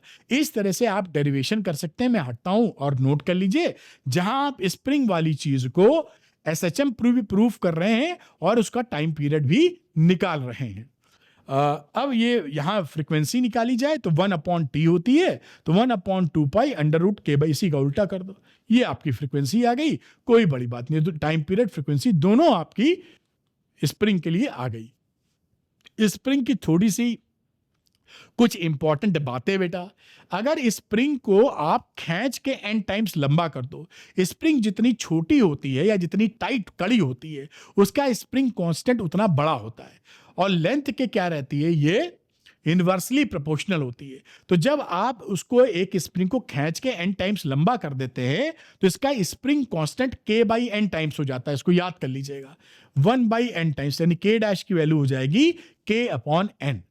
स्प्रिंग को खींच के एन टाइम्स कर दिए हैं, तो उस समय जो टाइम पीरियड होगा 2 pi under root M upon K by N, यानी जो टाइम पीरियड है वो अंडर रूट एन टाइम्स बढ़ जाता है। अंडर रूट एन टाइम्स से पुराने टाइम पीरियड को मल्टीप्लाई आप कर देंगे, इतना पकड़ के रखिए। और अगर आप क्या करते हैं, एक स्प्रिंग को छोटे छोटे एन इक्वल पार्ट्स में डिवाइड कर देते हैं। एक स्प्रिंग है, एन छोटे छोटे उसके टुकड़े कर दिए, इक्वल टुकड़े, तो हर टुकड़े का स्प्रिंग कांस्टेंट एन के हो जाता है। जितनी छोटी स्प्रिंग होगी उसका उतना बढ़ जाता है स्प्रिंग कांस्टेंट उतने टाइम्स, तो एन के बराबर। अब यहाँ के डैश हो गया एन के बराबर, तो टी डैश की वैल्यू हो जाएगी 1 upon under root N into time. तो 1 अपॉन अंडर रूट से मल्टीप्लाई कर देंगे, ये खींचने पर और ये छोटे छोटे इक्वल टुकड़े करने पर। ये इंपॉर्टेंट है बहुत ज्यादा, आपको काफी काम आएगा। तो उम्मीद है ये पॉइंट भी नोट कर पाए होंगे आप। अब एक इस पे सवाल है, उसको ले लेते हैं। तो इस 0.2 kilogram of mass hangs at the ends of a spring. Spring चाहे हॉरिजॉन्टल हो चाहे वर्टिकल हो, फॉर्मूला यही लगेगा। तो when 0.2 kilogram more mass is added to the end of the spring, एक स्प्रिंग लटकी थी जिसमें 0.2 ग्राम लटका हुआ था, उस पे 0.02 ग्राम और लटका दिया आपने, और लटकाया तो थोड़ी सी खिंच गई स्प्रिंग। कितनी खिंची है वो बता रहा 7 सेंटीमीटर। तो 0.02 किलोग्राम मास और रखने पर आपकी स्प्रिंग 7 सेंटीमीटर और खिंच गई है। If the 0.02 kilogram mass is removed, अब आपने क्या किया, जो एडिशनल मास था उसको हटा लिया तो वो ऑक्सीलेट करने लगेगी, एसएचएम करने लगेगी। वो अगर एसएचएम करेगी तो उसका time period of vibration of the system निकालना है। आइए बड़े आसानी से निकालते हैं। When 0.02 kilogram mass is added, तो कितना स्प्रिंग स्ट्रेच की है, 7 सेंटीमीटर के बराबर। mg बराबर kx के, भाई उस समय रिस्टोरिंग फोर्स mg के बराबर होगा, तो k is equal to mg upon x। तो यहां पर मास हो गया 0.02। ये रिस्टोरिंग फोर्स उस वजह से लगने वाला हम ले रहे हैं जो एडिशनल मास डाला गया है ना, जो एडिशनल मास 0.02 किलोग्राम डाले हो, उससे जो रिस्टोरिंग फोर्स पैदा हो रहा उसकी गणना कर रहे हैं। तो K बराबर mg अपॉन x, तो मास हो गया 0.02 किलोग्राम एडिशनल मास, G करीब करीब 10 ले लिया, और x है 7 सेंटीमीटर, 7 इंटू 10⁻², ये 20/7 न्यूटन पर मीटर आ गया स्प्रिंग कांस्टेंट। स्प्रिंग कांस्टेंट तो एक स्प्रिंग के लिए सेम होता है जब तक उससे छेड़ा छाड़ा ना जाए। When 0.02 kilogram mass is removed, अब ये मास आपने हटा दिया तो क्या हुआ, टाइम पीरियड क्या हो जाएगा, 2 pi under root m dash upon कैप। m यहां पर क्या है, जो मास अभी भी है उसके पास वो 2 किलोग्राम का है, ये शुरू में 0.2 किलोग्राम का, तो m डैश की वैल्यू 0.2 आ गई। k आप ऊपर से निकाले हो 20/7, और 2 पाई तो रहता ही रहता है। अब इसको कैलकुलेट कर लीजिए, 2 पाई अंडर रूट 7 अपॉन 100 विच इज 1.66 सेकेंड, और देखिए प्रेम पूर्वक आपका आंसर निकल आया। वेरी सिंपल क्वेश्चन, लेकिन आपको छोटी छोटी बातें आनी चाहिए, नहीं तो करेंगे कैसे, थोड़ी क्लैरिटी भी चाहिए। मैं उम्मीद है ये न्यूमेरिकल नोट कर लीजिए, समझ में आपको आया होगा। और अगर चाहते हैं इसका पीडीएफ तो शुरू में बता रखा है वीडियो में, उसको देख लीजिए। अब एक बड़ा interesting topic, very important topic है, सिंपल पेंडुलम का आप निकालेंगे टाइम पीरियड। और यहां ये भी मैं बताऊंगा कि सिंपल पेंडुलम कब एसएचएम करेगा और कब नहीं करेगा, ध्यान से सुनिएगा पूरी बात, ठीक है। तो यहां लिखा हुआ है कि एन आइडियल सिंपल पेंडुलम, एक आइडियल सिंपल पेंडुलम क्या होता है, वो इस पे ये जो मास होता है इसे बोलते हैं पॉइंट मास हो इसका, सस्पेंड बाय ए फ्लेक्सिबल, ये जो स्ट्रिंग है फ्लेक्सिबल इन इलास्टिक स्प्रिंग्स और वेटलेस हो, इस स्ट्रिंग का इन इलास्टिक हो और साथ में वेट नहीं हो स्ट्रिंग का, और जिस सपोर्ट से ये टंगी है, बंधी है, वो इनफाइनाइट मास का हो, रिजिड सपोर्ट से बनी हो। तो आइडियल पेंडुलम किसे कहते हैं, जिसका बॉब जो होता है वो पॉइंट बॉब हो, पॉइंट मास हो, इसकी जो स्ट्रिंग हो वो वेटलेस हो, और वेटलेस के साथ इनइलास्टिक हो, साथ में जिससे बंधी है वो रिजिड सपोर्ट हो और उसका मास इनफाइनाइट हो। तो ऐसे पेंडुलम को बोलोगे आइडियल पेंडुलम। अब अगला केस देखते हैं कि आइडियल पेंडुलम, अभी मैं बताऊंगा फोर्स वगैरह के कंपोनेंट, जब आपने छोड़ा यहां से तो ये ऐसे ऑक्सीलेट करेगा, तो इसका टाइम पीरियड कितना निकलेगा, t is equal to 2 pi under root l/g। ये लेंथ है, ये स्ट्रिंग की लेंथ l है, और ये बॉब का मास m है ना, और न्यू की वैल्यू न्यू होता है 1/t, तो जहां जहां आपको न्यू निकालना पड़े 1/t कर दो, तो 1/2 पाई अंडर रूट g/l। आइए देखते हैं ये फॉर्मूला कैसे डराइव हुआ है। तो पहले हम इस फोर्सेस के कंपोनेंट देख लेते हैं। यहां पर जो बॉब था उसका वेट नीचे काम कर रहा है mg, इस समय ये थीटा पर है, तो ये डायरेक्शन मैंने सीधे इस डायरेक्शन में कंपोनेंट लिया, ये थीटा है तो ये थीटा है, ये थीटा है, तो ये देखिए इस वर्टिकल एक्सिस के डायरेक्शन में ही परपेंडिकुलर डाउनवर्ड है, तो दोनों पैरेलल लाइंस हो गई, ये थीटा होगा तो ये थीटा होगा, कोरस्पॉन्डिंग एंगल कह सकते हैं हम लोग। अब इसमें ये थीटा अगर हो गया तो mg का एक कंपोनेंट इस डायरेक्शन में ले लिया along the string mg cos theta, और एक इसके वर्टिकल डायरेक्शन में ले लिया mg cos थीटा के 90 डिग्री पर, which is mg sin theta. अब ये जो mg cos थीटा है, ये टेंशन जो क्रिएट हो रही है इस स्ट्रिंग में उसको बैलेंस कर लेगा, t is equal to mg cos theta, जिससे ये पेंडुलम ऐसे ऐसे नहीं हिलेगा, क्योंकि t बराबर mg cos थीटा के बराबर हो गया। लेकिन ये जो mg sin थीटा है, इसको बैलेंस करने वाला कोई फोर्स नहीं है, यही रीस्टोरिंग फोर्स की तरह काम करेगा और इसको घुमाएगा ऐसे ऐसे, क्योंकि mg sin theta restoring force की तरह काम करने लगा है। तो the forces component are shown in the figure, जो मैंने एक्सप्लेन किया आपको। अब t बराबर mg cos थीटा, जैसे मैंने बताया पहली बात। दूसरा, the tangential component mg sin theta of mg is net force acting on the bob. And tends to bring it back to the mean position. ये रिस्टोरिंग फोर्स है, इसको वापस मीन पोजीशन लाने की कोशिश करेगा ये। Thus restoring force is equal to F is equal to minus mg sin theta, क्योंकि रिस्टोरिंग फोर्स बोल रहे हैं तो माइनस लगा दिया, तो माइनस mg sin थीटा। अब थीटा यहां पर रेडियन में है, ये ध्यान रखिएगा, ये थीटा रेडियन एंगल मतलब 90 डिग्री 45 डिग्री नहीं, रेडियन वाली भाषा थीटा की, क्योंकि रेडियन में जब थीटा होता है तभी आप angle is equal to arc upon radius कर सकते हैं। ये जो फॉर्मूला होता है, छोटी छोटी बातें हैं, angle is equal to arc upon radius, ये तभी वैलिड होता है जब थीटा हमारा इन रेडियंस हो, वरना ये फॉर्मूला आप नहीं लगा पाते। इन सब बातों को क्लैरिटी चाहिए, ये लगाएंगे इसलिए लिख दिया थीटा इन रेडियंस। अब देखिए ये mg लिखा माइनस mg, साइन थीटा की एक सीरीज होती है। आप अभी के लिए इतना याद कर लीजिए, क्योंकि जो बच्चे मैथमेटिक्स पढ़ते हैं वहां भी 11th-12th में ये सीरीज बोर्ड लेवल पर आपके सामने नहीं आती, तो ये सीरीज से बस इतना याद कर लीजिए, सीरीज के फॉर्म में साइन थीटा को लिखा जा सकता है। इस समय अगर आप देखें, भाई ये थीटा हमने कॉमन ले लिया तो ये 1 आ गया, थीटा स्क्वायर ये फैक्टोरियल 3 लिखा, इस तरह से याद कर लीजिएगा, थीटा स्क्वायर अपॉन 6, थीटा के बाद 4/120। इस समय अगर आप देखें तो ये पेंडुलम एसएचएम नहीं कर रहा है, क्योंकि फोर्स थीटा के प्रोपोर्शनल नहीं है, ये नॉट एसएचएम। क्योंकि हम ये जानते थे कि F is equal to minus के एक्स या के थीटा होना चाहिए, ये थीटा नहीं है, थीटा के साथ ये देखिए एक्सप्रेशन है, ये लीनियर प्रोपोर्शनलिटी नहीं है। तो इस समय ये सिंपल पेंडुलम एसएचएम नहीं कर रहा है। अगर इसको एसएचएम कराना है तो थीटा हमारा बहुत छोटा होना चाहिए, ये बात यहां पर मैंने मेंशन की है। However if theta is small that is higher power can be neglected. अगर थीटा हमारा स्मॉल होगा तो ये थीटा स्क्वायर, थीटा की पावर वो सब नेग्लेक्ट की जा सकती है। जब नेग्लेक्ट कर दोगे तो F बराबर माइनस mg थीटा आ जाएगा। अब ये एसएचएम करेगा क्योंकि ये फोर्स डायरेक्टली, mg तो कांस्टेंट है, डायरेक्टली प्रोपोर्शनल है माइनस थीटा के, ये एंगुलर एसएचएम हो रहा है यहां पर। तो ध्यान रखिएगा, अगर एंगल छोटा है पेंडुलम में तो ही एसएचएम होगा, अगर एंगल बड़ा है थीटा तो एसएचएम नहीं होगा। ये बात भी क्लियर होनी चाहिए, ये यहां पे पता लग रही है। तो ये बात आप समझे, F is equal to minus mg sin theta, और यहां पर ये इस समय एसएचएम हो रहा है क्योंकि F is proportional to minus theta. If अब थोड़ा सा और कन्वर्जन कर लेते, क्योंकि थीटा रेडियन में था, तो if L is the length, ये देखिए ये लेंथ है, और ये जो आर्क है इसे x कह दिया गया है, तो आप लिख दीजिए angle is equal to arc upon radius, theta is equal to x upon l। तो आप यहां पर जो थीटा है उसको x अपॉन l से रिप्लेस कर सकते हैं। तो ये देखिए F is equal to minus mg, इस थीटा की जगह x बाई l पुट कर दिया हमने।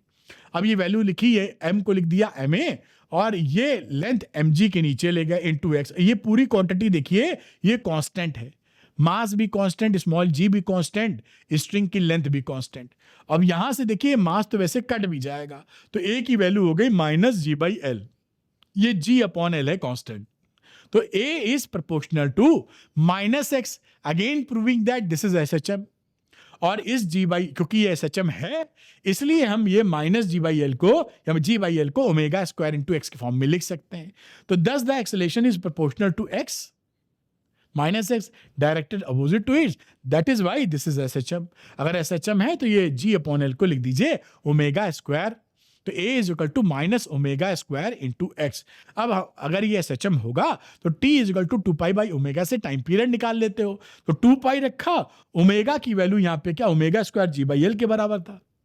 तो ओमेगा कितने के बराबर है, under root g by L, ये रखा, ये g by L by G पलट के आ गया, तो 2 pi under root L by G, ये टाइम पीरियड हो गया। और देखिए ये प्रूव हो गया। तो ये मैंने पूरी बात आपको बताई कि सिंपल पेंडुलम एसएचएम तभी करेगा जब थीटा छोटा हो। आपने देखा थीटा अगर छोटा नहीं है तो एसएचएम नहीं करेगा, और छोटा होने पर एसएचएम करेगा, और उसके लिए time period t is equal to 2 pi under root L by G होगा। इसको भी पॉज करके आप नोट डाउन कर लीजिए।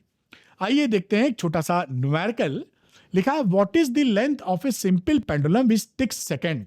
तो देखिए सिंपल पेंडुलम जो टिक सेकंड करता है वो सेकंड पेंडुलम होता है जिसका टाइम पीरियड 2 सेकंड होता है। तो एक ऐसा पेंडुलम जो टिक्स सेकंड करे उसका मतलब है वो सेकंड पेंडुलम है, और सेकंड पेंडुलम का मतलब है जिसका टाइम पीरियड 2 सेकंड होता है। उसके लिए हमको निकालना है लेंथ L। तो T है 2 सेकंड, G है 9.8, फॉर्मूला होता है t is equal to 2 pi under root L by G. हमें l निकालना है तो स्क्वायर कर दिया दोनों तरफ, तो t square is equal to 4 pi square l upon G. ये l की वैल्यू क्या बन गई, t square g upon 4 pi square. अब ये टाइम पीरियड 2 सेकंड था, 2 का स्क्वायर, g की वैल्यू 9.8, 4 और पाई स्क्वायर की वैल्यू होती है 9.87, पाई इंटू पाई, तो 9.87 डिवाइड किया, करीब करीब 1 मीटर के आसपास आता है, यानी 0.992 मीटर। ये सवाल भी पूछा जाता है कि 1 मीटर लंबा पेंडुलम कितने टाइम पीरियड लेगा, वो 2 सेकंड के आसपास लेता है, ठीक, उसी को सेकंड पेंडुलम बोलते हैं। तो ये 0.992 मीटर इसका आंसर आ गया जो आपके सामने है। ये पूरा चैप्टर मैंने आपको पढ़ा दिया है बहुत ही कम समय में और एक्सप्लेन करते हुए सब। जाने से पहले थोड़ी सी याददाश्त ताजा कर देते हैं आपकी। द्रोणा 1.0 बहुत ही तगड़ा कोर्स है, लाइव कोर्स है, जहां पर सब कुछ लाइव भी क्लासेस है और रिकॉर्ड भी हो जाती हैं। इसके अलावा इस कोर्स में आपको एनसीईआरटी एक्सरसाइज का सभी वीडियो सोल्यूशन मिलेगा जो मैंने बहुत अच्छे तरीके से रिकॉर्ड किया है, सुपर इजी। एनसीईआरटी एग्जाम्पल का वीडियो सोल्यूशन मिलेगा सारी पूरी किताब के, यानी पूरी किताब जो एनसीईआरटी है उसका एनसीईआरटी एक्सरसाइज और एनसीईआरटी एग्जाम्पल दोनों सोल्यूशन आपको मिलने वाला है। साथ में चैप्टर वाइज वर्कशीट भी मिलती है फुली सॉल्व। अगर ये कोर्स आप लेते हैं तो आपको कुछ और लेने की आवश्यकता नहीं है, आपका काम बन जाएगा, 97% आ जाएंगे। और ईश्वर ने साथ दिया, अपने अच्छी पढ़ाई की तो 100 में 100 भी आएंगे। दूसरा कोर्स है 11th एनसीईआरटी निश्चय। जो बच्चे एनसीईआरटी पे फोकस करना चाहते हैं, करना चाहिए भी, क्योंकि वही सवाल आपके एग्जामिनेशन में आते हैं और आगे कॉम्पिटिटिव एग्जामिनेशन में, जेई में या नीट में भी एनसीईआरटी किए बिना काम नहीं बनेगा, और अच्छी तरह समझ के करना। तो यहां पर एनसीईआरटी ये वीडियो कोर्स है, एनसीईआरटी एक्सरसाइज के सारे वीडियो फॉर्म में आपको सॉल्यूशन मिलेंगे, सुपर इजी लैंग्वेज, मैंने खुद रिकॉर्ड किया अपनी भाषा में, और एनसीईआरटी एग्जाम्पल के भी सारे वीडियोस मिलेंगे मेरी भाषा में। किसी और से नहीं रिकॉर्ड कराया कि जल्दी जल्दी रिकॉर्ड कर दे और आपको समझ ही ना आए, पूरी चीज डिटेल्ड एक एक चीज समझा के, जिससे इसी बहाने पूरा चैप्टर आपको समझ में आ जाए। जिस वजह से एनसीईआरटी बनाई गई है वो आप तक पहुंचे कॉन्सेप्ट और करने का तरीका। तो इन दोनों में से जो भी कोर्स आपको लगते हैं कि आपके लिए सुटेबल है, वो लेने के लिए अरविंद एकेडमी ऐप को डाउनलोड कर लीजिए। इसके स्टोर सेक्शन में जाइएगा, वहां द्रोणा 1.0 और एनसीईआरटी निश्चय दिखेगा। जो भी आपको सूट करता आप उस कोर्स को लेके एक कदम आगे बढ़ सकते हैं। अगर आपको अरविंद सर की ये मेहनत पसंद आती है, जो मैंने कड़ी मेहनत करके होमवर्क करके ये वीडियो बनाया है, बहुत ही कम समय में बहुत ज्यादा डिटेल्ड और सुपर इजी कॉन्सेप्ट आपके सामने लेके आए हैं, तो आप वीडियो को लाइक और शेयर कीजिए और अरविंद एकेडमी चैनल को सब्सक्राइब करना मत भूलिएगा। अरविंद एकेडमी चैनल को सब्सक्राइब करने पर आपको फिजिक्स मिलती है सुपर इजी लैंग्वेज में, डिटेल्ड भी, कॉन्सेप्ट भी, और सुपर इजी लैंग्वेज में, जो कहीं और नहीं मिलता। तो आप अगर चाहते हैं कि फिजिक्स में मजा ले सकें और फिजिक्स को स्ट्रॉन्ग कर सकें, तो अरविंद एकेडमी चैनल को सब्सक्राइब करना मत भूलिएगा। Thank you, good luck to you, bye.